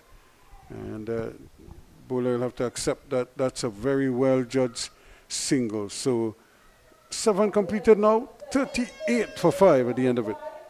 And we're not quite sure what the actual equations are to get them up to a net run rate. But it's going to have to be a very steep calculation. And they might just be on the way here. As you could see, the steepness of the line of the worm is just under that of the North Stars. It's a lower gradient, and wickets responsible for it. I'm just wondering when they're going to introduce Ramdu into the attack as well, because he has been one of the chief wicket takers also. But I suppose Sukwa had earned a second over. Yeah, absolutely. You don't want to take away the ball from the young man who is just starting to build his confidence, because you might just want to call on him in the later games once they do qualify, if they do qualify. So Sukwa already with a wicket, got a wicket off his last ball of his first over. 1 for 5 now, looking for more success. Ruskin is getting an opportunity to bowl against a right-hander now. We might just see the ability of a young man in terms of how much spin he can get on the ball. Yeah, you don't need to bowl leg stump. Still bowl it off stump. See what happens. And that's well played. He got it into the gap there. There's a mid-wicket. There's nobody at square leg. And once he made contact, it was a short ball for excellent runs there for Halal. And Sukwa just counting around the field where exactly his fielders are in the deep, because he couldn't understand with that type of a shot why there was no one protecting that boundary behind square. Not only that, it's why you're bowling a leg spinner without a cover out there, because if there's any bowler who is inclined to bowl a short ball, would be a leg spinner. Yeah, and they're pushing that man out to deep backward square now, and the horse has already bolted. Somebody's going to have to come inside and before he bowls, otherwise we're going to get a no ball. In fact, is it 5 outside? Yeah, it is 5 outside now. Well, they're in the 7th over, so they're safe here now. He wants a single that is non-existent. And gear up. Was that the problem, Ruskin, that there were only 4 outside? And that is what Sukwa was counting. But he just had a square leg. He did a backward square, not a deep square leg. Yeah, we did say in the power play, just one fielder, the captain, was outside of the ring. And the fielder out in the deep at cover does the fielding, shadowed by the captain in the inner ring. I just wonder if there were just 4 fielders out there, and Sukwa was just counting and telling his captain that we can put an additional field, and that man should be out there on the boundary at backward square. But he's going to have to change now for the left-handed Richards. Yeah, he needs to keep bowling him the googlies and try to avoid serving up something that he could go with the tide with. Just like that, but he hits it. He could be out caught if he comes in, and he just got there. He just seemed to delay a little bit there, Ramdu, and by that time the ball dipped on him, was going down, and he couldn't haul it in. But he had a good look at it. He was running towards it. He was seeing it all the way, and just before he almost like he delayed, and then had to sort of crouch to try to take it, rather than putting in a dive, I suppose. And that's well played as well. And James in the way. Well, the only thing I could think about with that opportunity there, the ball is coming from out of the sunlight into the shaded area that he was. And I wonder if he thought it was coming toward him, and realizing at the last moment he wasn't going to get to it, or it wasn't going to get to him. And then he raced in a bit belatedly, tried to take it low down, but does have the ability. An excellent fielder, Ramdu, couldn't keep his hands on it. And that's well played again. And Richards doing his part here, but they need him to maybe bat the rest of these overs here now. 8 overs completed, 46 for 5 is the latest. When you want to get the inside information, you go to the real source, the team members. Let's hear what they're saying. One of the joys that I have is calling someone and telling them you have that approval. We want to know our clients. The attention that we give the client feels that warmth. We help you, the customer. We are here to help you, achieve your dreams. Client succeeding, it has helped the bank to succeed. Lots of great information here. And yes, GMMB is a real bank.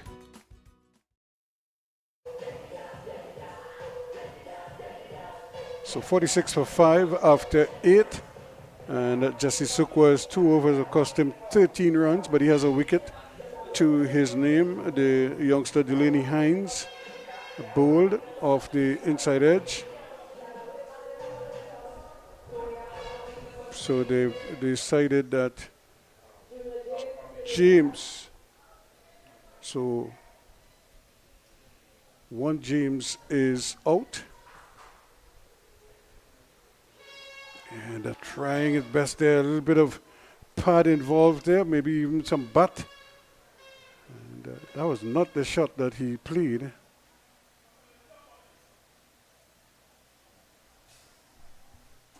And certainly making it right. So this is Junior James now getting into the attack.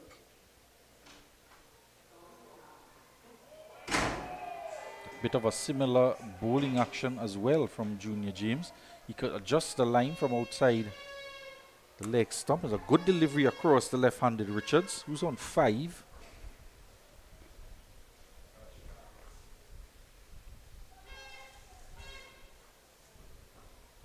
Again, no pace to work with at all.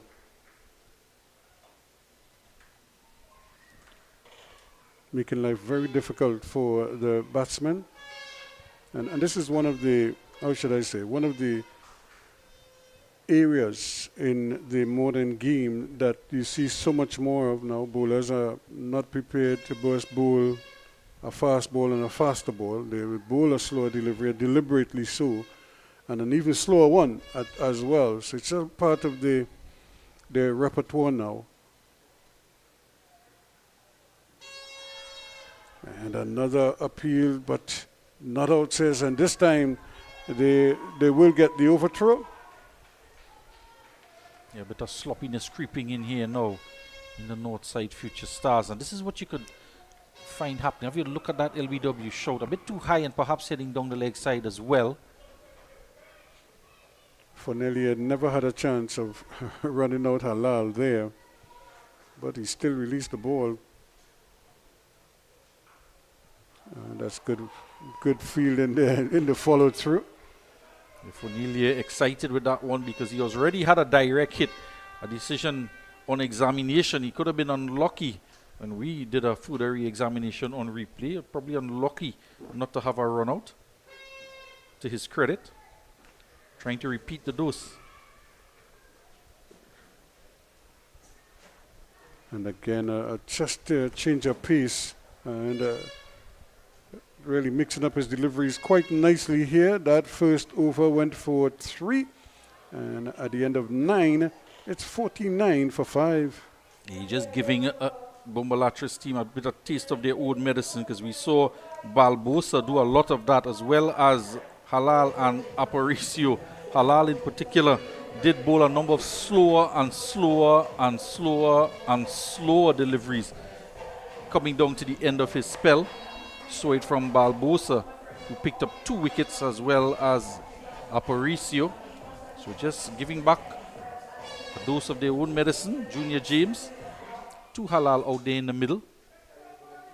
Ball just seemed to die on the way to the wicketkeeper as well. Sukwa given another over now for his 3rd over.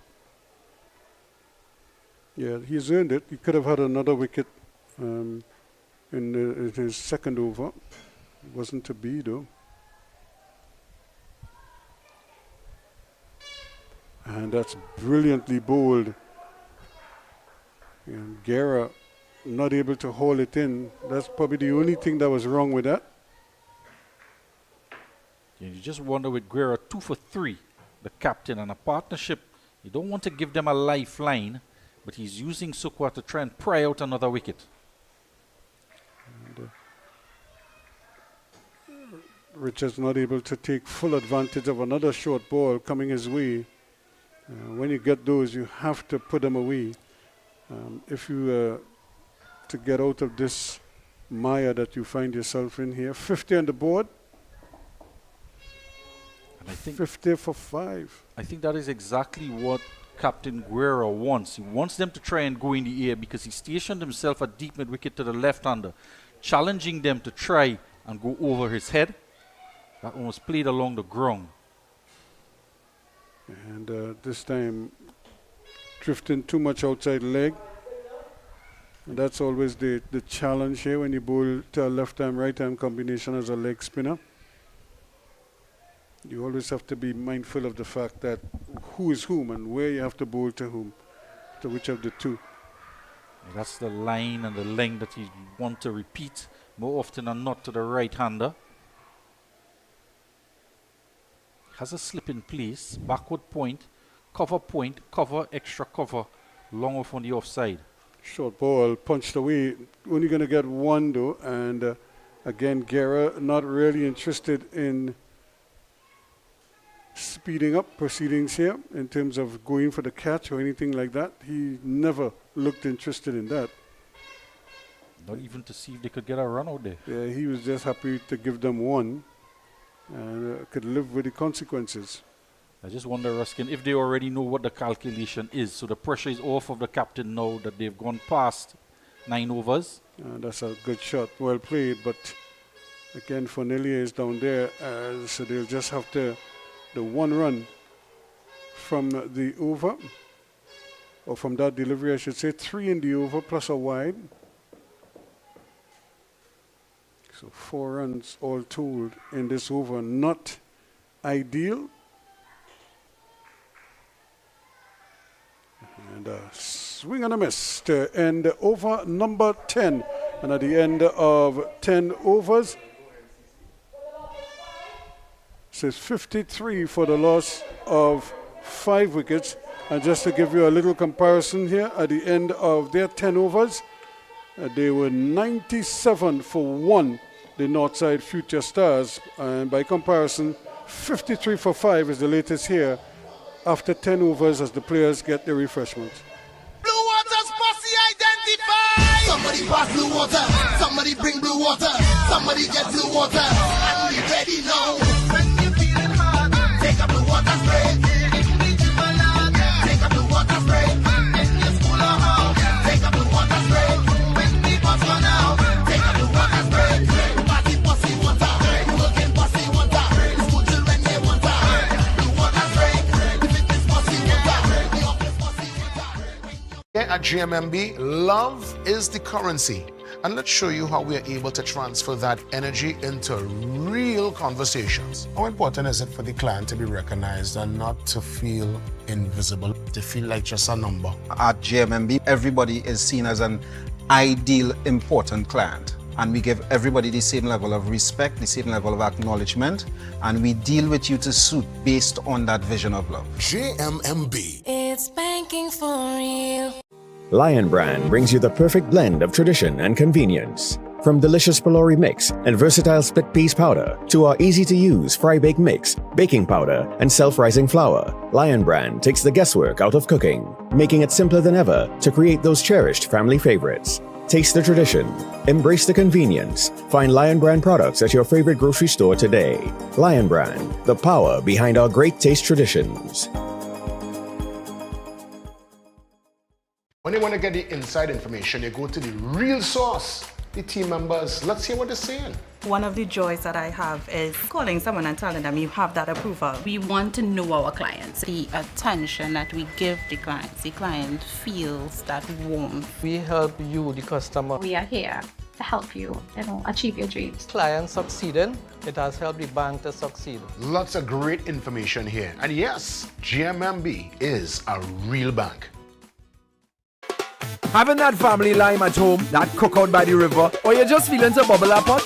Then Cans Poultry and Meats Limited has got you covered for all your meaty needs.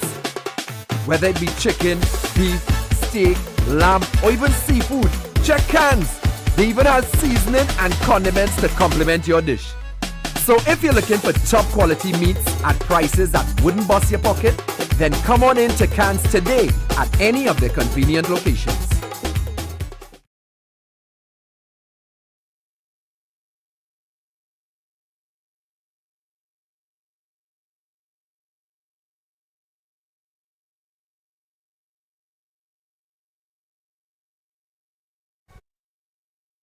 So to welcome you back here, there's an idea of where we are at this point. 53 for 5 after 10. So resume. BOURG MULATRESSE at the crease. Benny Halal on 11. And Tariq Richards on 5. And they're going to have to continue this rebuilding job. Partnership now 21 off of 26. The only other partnership of note between Duran and Holder, 20 from 19. Holder got 14 of those. Junior James, badly lined down the leg side. Yeah, signal a wide, and he doesn't need to even venture down there, because there's there's no fine leg on the boundary, so any kind of deflection, well, just as I say, so they push the man back on the boundary. I think that might have been a missed. Angled into the pads again. Loud shout for LBW, but it was clearly again heading down the leg side. And I think, yeah, the captain might have just missed a trick and realized that he supposed to have a fine leg and didn't send the man back on the boundary. We saw as well Sukwa, his last over of leg spin, he only bowled 3 fielders on the onside. The line of attack to the right-handed Halal was outside the off stump. James goes round the wicket. The left-handed Richards, another wide. Signaled by the umpire. 2 wides in the over. And to show you how inconsistent things are, remember he put the fine leg for the right-hander. He doesn't have a fine leg for the left-hander. And it's the same bowler who's spraying the ball all over the place.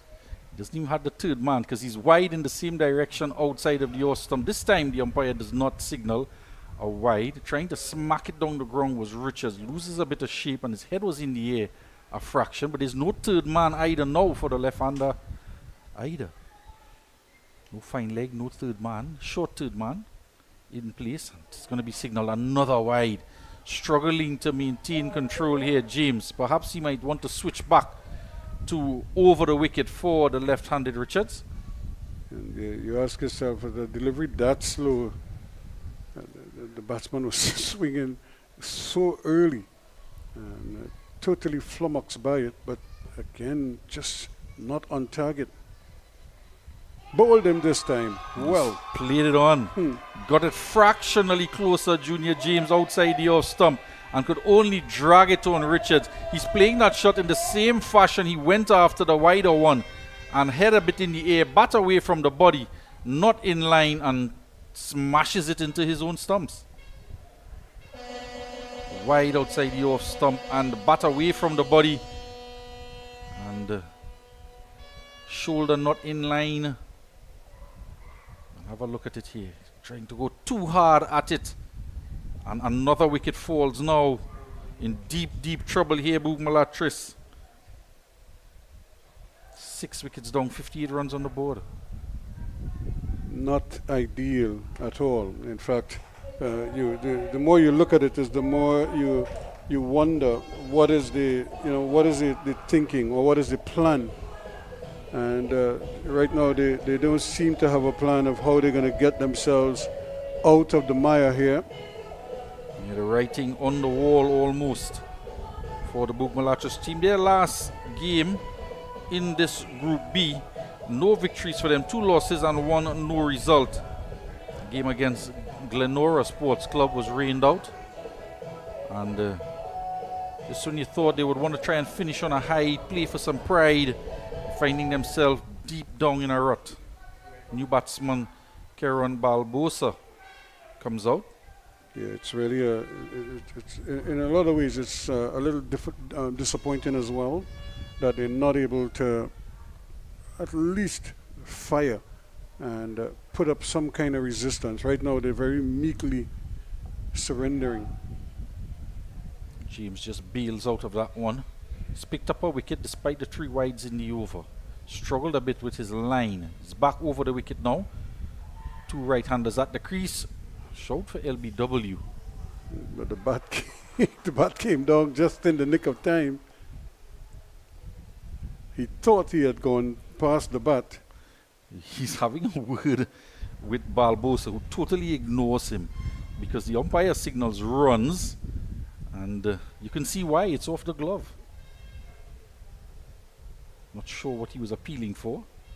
And this time it's a loud appeal again, but he's advancing down the track. Halal struck on the pad again, looks to be heading down the leg side. He overcomes stand in. He's advancing down the track, and it's always heading down the leg side. 60 for 6 after 11 overs, a run rate of just 5.5. And have a look at that, Erskine.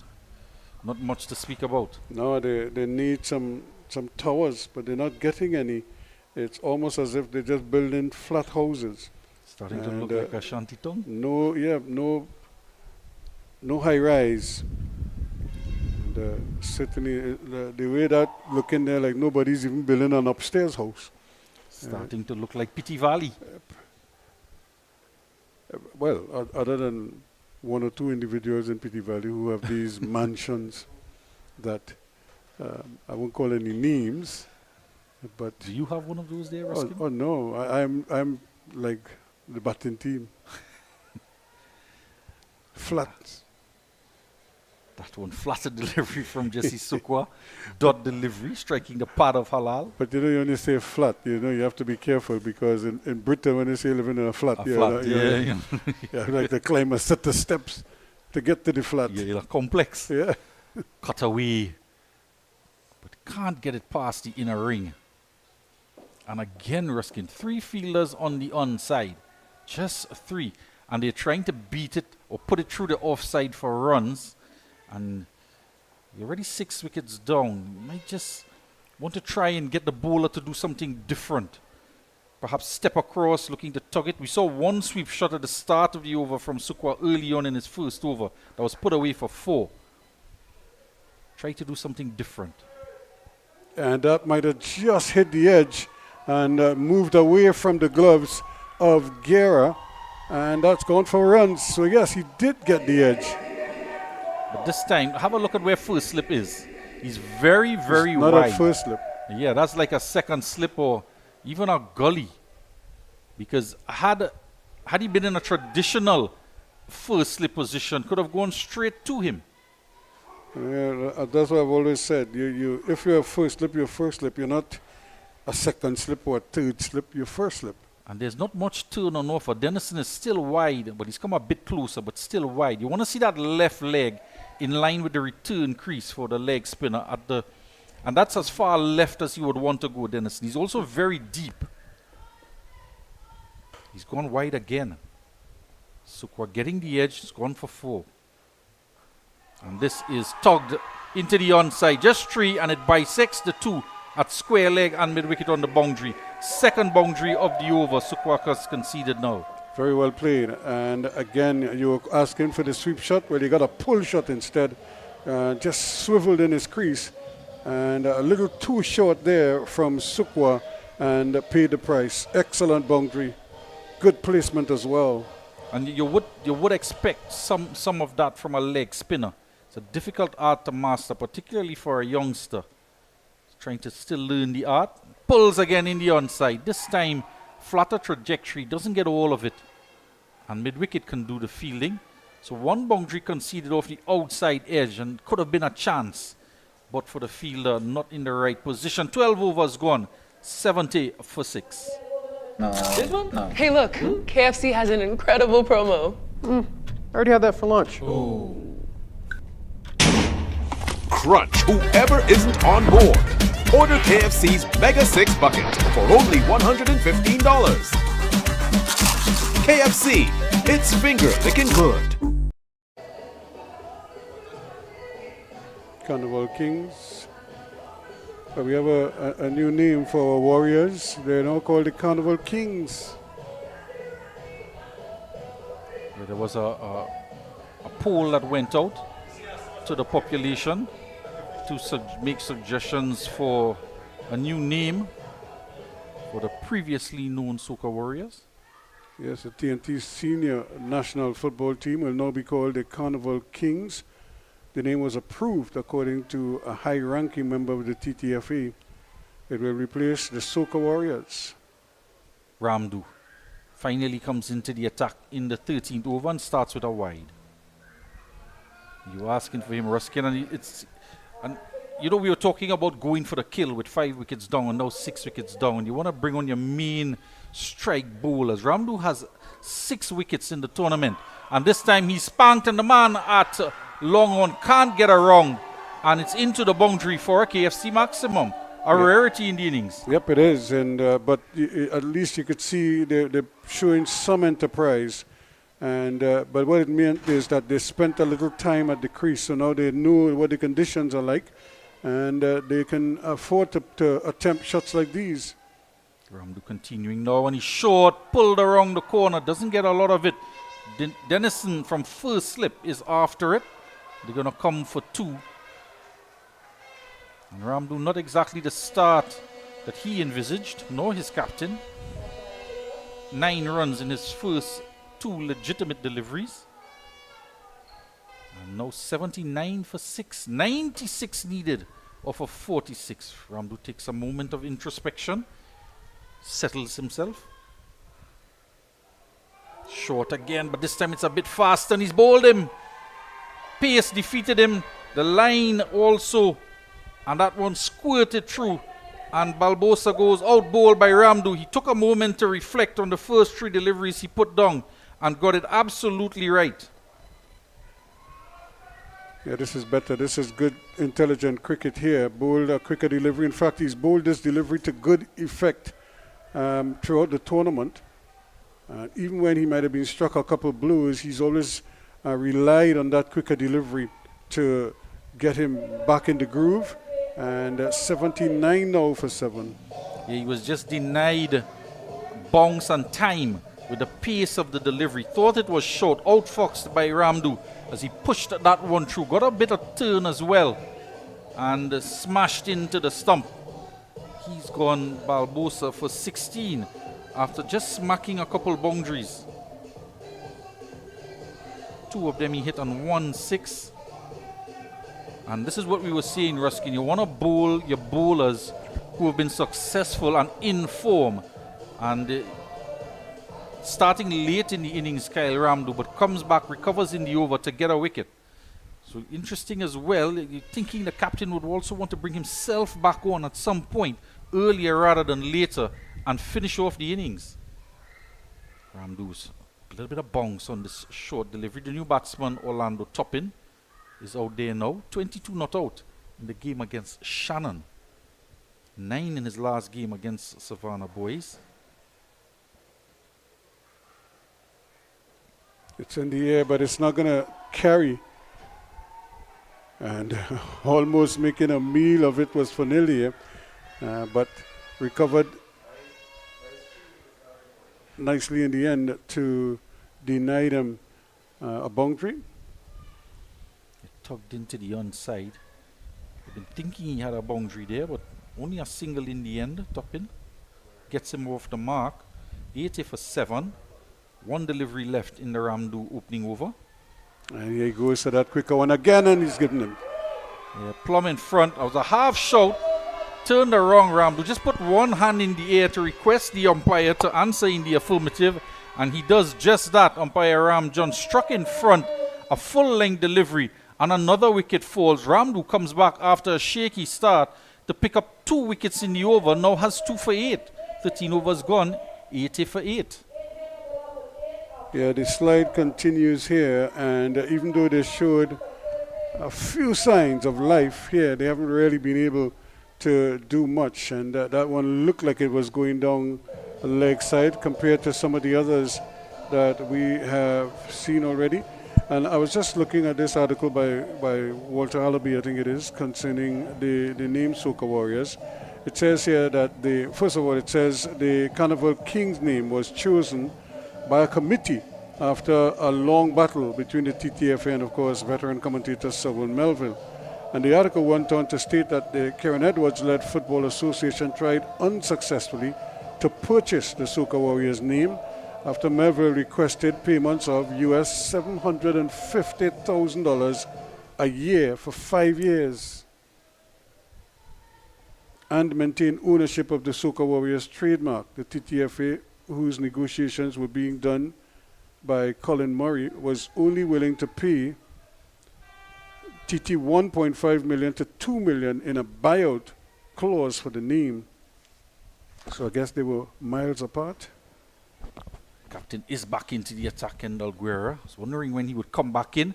And it's get an edge. The keeper get a glove onto it. I don't think he got a glove onto it, but it went away from him. So look at it again. And I would have brought back on the captain sooner rather than later, but he's back into the attack nonetheless. 2 for 3 he has. And what did this one come off of? Off the outside edge and landed in front of Dennison at first slip. And we said he was a bit deep for the leg spinner, but I think he's in an okay spot for the left-handed Guerra. Yeah, the keeper would have had to have taken that. And So this time, well, they're convinced that he got some bat or glove onto it. Not out, says the umpire. He's indicating he's just tapping his thigh. And no, it's not a KFC leg and tie. Ruskin, the gloves was very close to that. yeah, but, that would have. You probably need a referral for that one. Well, I don't think it was near the thigh. I think they would have sent that upstairs. I think the umpire was requesting a KFC leg and tie, a two-piece, big deal. Yeah. Guerra does not get a wicket. Struck on the pad. No appeal this time, outside the line of the leg stump. So he's had an outside edge that landed in front of first slip as he's come back into the attack. His second delivery, what looked as if it came off the glove down the leg side. A good take by the wicket-keeper. Not out, says the umpire. And searching for a Yorker, full toss on the pads. Yeah, but you look at his action. He pretty much plants that foot a little bit wide and then wheels the body over, so he's angling the ball across. That's an excellent delivery there. That type of delivery will go past the outside edge more often than not. If you have to be good enough to get a touch on that. Yep, the Vuvuzelas are out here at the Diego Martin Sporting Complex as the North Side Future Stars and their supporters are in full control and in full voice as well. It's a loud appeal this time. Did he get any bat onto that? It was dipping. They come through for a run. We'll wait for the umpire's signal. And there's no signal from the umpire, so it had to come off of bat or glove. Yep, bat onto pad. And then, but you can hear the supporters. Let's go!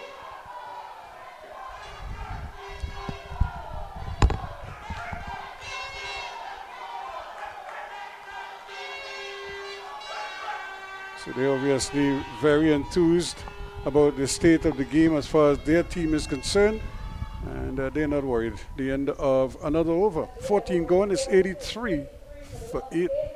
So now the captain coming back into the attack, switching ends to the Diego Martin Main Road. Picked up. Blue Water's posse identified. Somebody pass blue water. Somebody bring blue water. Somebody get blue water. And we ready now. When you feeling hard, take a blue water spray. Take a blue water spray. In your school or home, take a blue water spray. When the bus run out, take a blue water spray. Party posse water. Working posse water. School children they water. Blue water spray. The fitness posse water. The office posse water.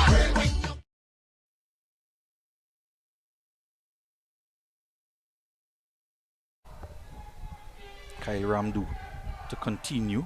2 wickets in his first over. Started off with a wide, then was hit for 6. And then another delivery that dispatched for 2 and came back quite strongly in the over. 2 for 8, he completed his first over. Looking to finish off BOURG MULATRESSE here. 8 wickets down, 83 runs on the board. Swept away. And the man is not a deep backward square, he's a deep mid wicket and he can't come around in time for Neely, and it goes for 4. Yeah, but again, you're bowling an off spinner. You have to give him cover at that deep backward square leg position. That's really like a get out of jail shot for most right-handers.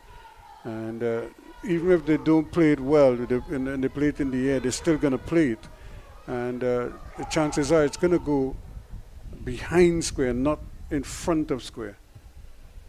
And shorter, faster, and wide. Yeah, he just missed on that occasion. And I think the fans, the North Side Future Stars fans, are the ones pushing for Neely to go to his right wide at backward square. He's only gone a couple pieces. Short again. Yeah, educated supporters. They know what they're talking about. They probably play a lot of cricket in the Lower Santa Cruz area. So that whole North Coast area, so they understand the game. They're also sitting directly in the line of a backward square, so they can see it coming toward them. Well, this has gone all wrong here from Ramdu. It's over the height of not just the batsman, but the wicketkeeper as well. The Nielsen just chases after it, using the term loosely, and they come back for 2. It's going to be a free hit. And it's a big no ball. Yeah, that one just clearly slipping out of his hand. Not quite sure what he was trying there. Looked like he was trying to flight it, but then he probably kept the wrist upright, so the ball just sailed on him. Free hit the court, and was there a bit of drift on that one? Did he bowl one seam up there? Seemed to move away from the right-handed court, who was trying to tug it into the onside. Free hit, no run. Another faster deliveries, darting them in here. Darting is the non-striker as well, down the pitch, but was sent back by court. Toppin looking to get on strike and give Kyle Ramdu something else to think about, because right now he just has court in a bit of trouble with some faster deliveries.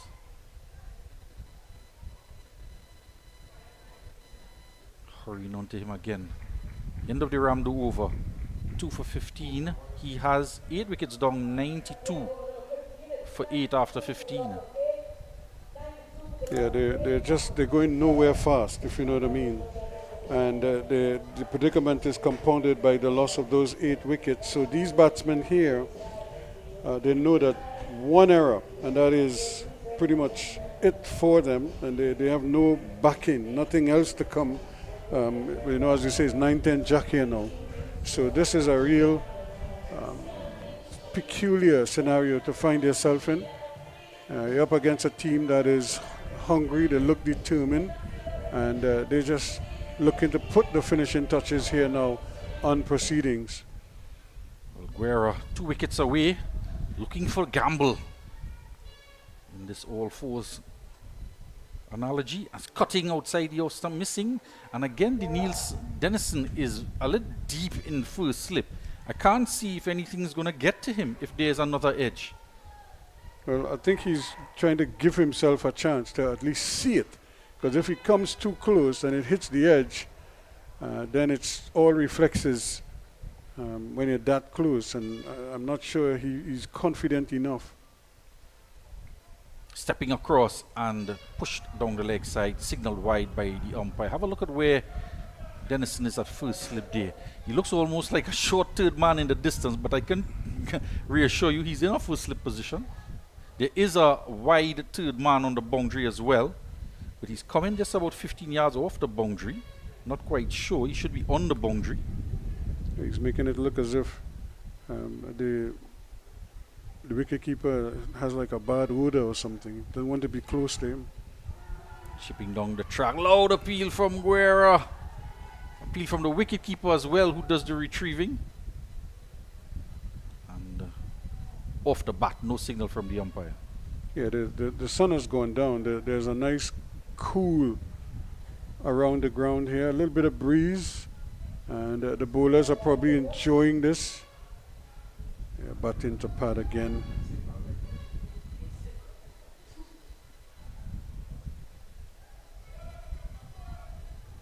.94 for 8.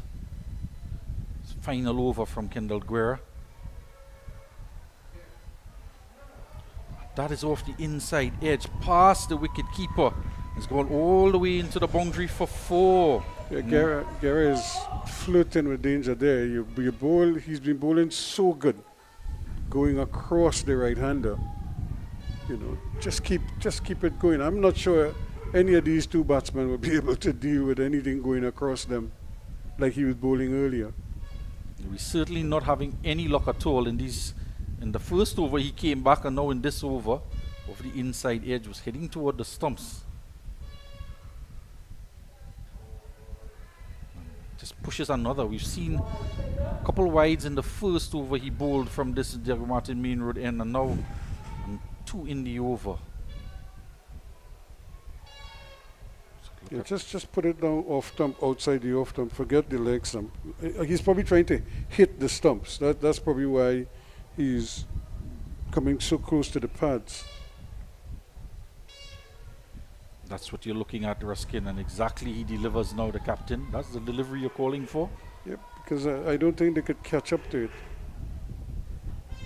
And he doesn't even have to bowl it as quickly as he did there. He could bowl it a little bit slower, and because let them feel they could hit it. And then they'll definitely go after it. Dennison takes a step in at first slip. Where holds the line and through to the wicket keeper. Play and a miss. One delivery to come. Guerra to finish off. 2 for 12 he has his first over. 2 for 3. Yeah, he's bowled well. He's bowled exceptionally well. 2 for 12. You'll think he was bowling spin. See if he can pick up a wicket on his final delivery. Chip down the track, and this shot is going to bring up the 100 for BOURG MULATRESSE out to deep cover. The end of the 16th over, 100 runs on the board for BOURG MULATRESSE, 8 wickets down. Truth be told, here at GMMB, love is the currency. And let's show you how we are able to transfer that energy into real conversations. It seems to me there's a power in listening. It seems like that is a part of the mandate. Of course. We need to listen to our clients. We need to hear what they need. We need to hear that they are satisfied, they are loved, they are feeling that JMMB culture. JMMB. It's banking for real. Welcome back. This is the final game in Group B. BOURG MULATRESSE taking on Northside Future Stars. Kyle Ramdu is going to continue on here for his third over. 2 for 15 he has. Chip down the wicket, and this one moves away. We saw him in the previous delivery for the previous over with the free hit. Get one to move away from the right-hander. Court was advancing down the track. A repeat of that delivery from Kyle Ramdu. Beats the outside edge and an easy stumping, and losing their 9th wicket now. BOURG MULATRESSE with the score on 100. Yeah, easy. It's taking candy from a baby. And no fuss at all. Good glove work. And that's the end of court. Didn't have a particularly big day today. So 9 wickets down now. And it's pretty much the fat lady is singing. And in fact, just seen the handshakes out there. Yep. So it's 100 for 9, eh? Yeah, just checking to see who did not come out to bat in the lineup. Anthony Durant went for 2. Aaron Das for no score. Mark Aparicio. Rashid Mohammed. Yeah, we saw that he was carrying an injury, that ankle. Ruskin, he's decided not to come out, and he's limping out. He's the last man to enter the field to shake hands with the Northside Future Stars, and he's limping as he makes his way out to the middle. That would conclude the game. Northside Future Stars coming out victorious in 16.1 overs with the fall of that 9th wicket. Sean Court gone for 8. So they will move on now with 6 points to the top of the table, with the final game in the group, Glenora versus Savannah Boys, to come. And cheers from the fans in the stand as they welcome the victors, Northside Future Stars. And BOURG MULATRESSE, they had their contingent of supporters as well, who were very vociferous during the course of this game. But they are on the losing side. Mark Aparicio, he went for no score. Kevin Holder 18 and Delaney Hines 4. Tariq Richards for 9. Benny Halal for 12. We look at the points table there as they go to the top of the table. Northside Future Stars, 6 points they have. Battle to come between Glenora and Savannah Boys now to try and take away that first and second spot.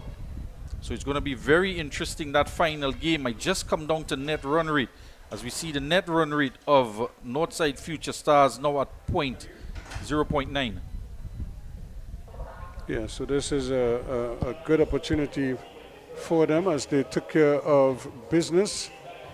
And now they're trying to see if they could maintain that position at the top of the group there. And so we see what happens. Still to come, of course, combined all-stars against Barataria ball players. And that is our 6:30 game here this evening. As you could see, it's getting a little bit dark, but not the lights will be on, to have no fear. This is what it looked like earlier when the runs were flowing off the bat of Ramdu and Fonilia, but Ramdu in particular was feasting, and none of the bowlers were spared, as he was very savage on anything that was loose, and they did serve up quite a few for him. But then just as he looked like he was really going to take off, he holed out to Richards in the deep of Mohammed's bowling. 68 for 1 at that stage. Joining the action there was Kendall Guerra, and the skipper decided he's going to promote himself, but more importantly, he was going to promote his brand, and played some great shots, and really took care of business, kept the momentum going, similar to what Ramdu had set up, and he was just following the lead. He hit together with Fonilia, did well until he chipped one to Aparicio at mid-wicket and went for 40. That's Kendall Guerra, that is. And Medina couldn't survive, caught on board by Barbosa for 6 at that stage. 3 wickets down for 148. But Fonilia kept going and found that he had to do most of the heavy lifting. And Sukwa was run out for 2 at that stage. And then in the dregs here, the last ball of the innings, and he was run out for a very well played 62, the top score. But Ramdu was back in action early in the reply from BOURG MULATRESSE, and they never really got going. They lost 2 wickets in the first over, and it was pretty much downhill after that. Medina got into the act as well, taking care of Durant for 2, and wicketkeeper Guerra also joining the fun, as the wicket just kept tumbling. No one seemed to know what they wanted to do here, and James came in, he got a wicket, and even though there were 1 or 2 big blows along the way, Holder and company never really could get on top of the bowling. James took care of Holder. Ramdu then had 2 in the same over, and the writing, as they say, was really on the wall, and then eventually he ended up with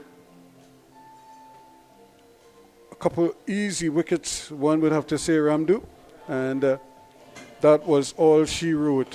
100 for 9 with 1 man failing to bat. Victory by 74 runs to the Northside Future Stars. They jumped to 6 points in the group, and now they'll sit and wait and hope that they can remain there, or at least remain in the playoff spot when it's all said and done. Game 2 is coming up at about 6:30. We hope you could join us then.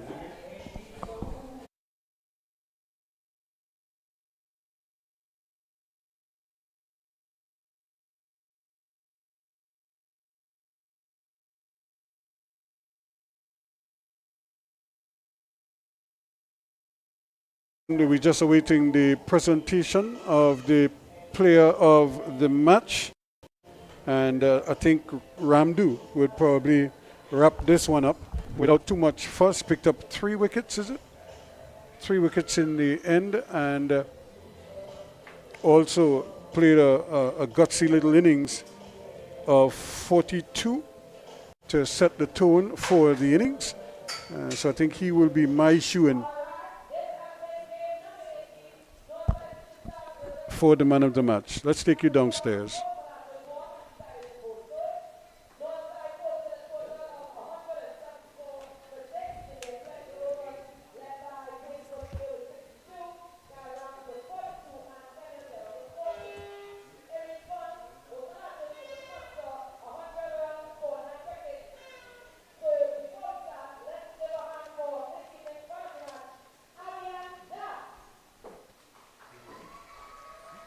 The fan of the match, Ms. Ariane Das.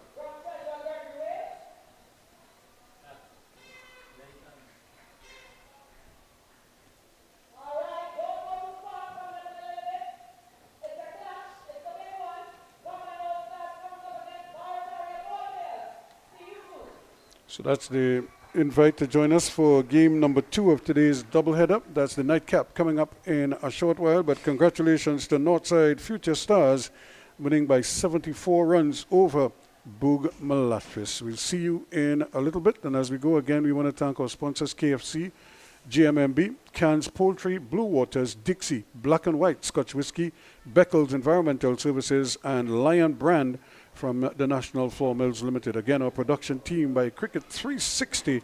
And we hope you stay with us for game number 2 coming up next.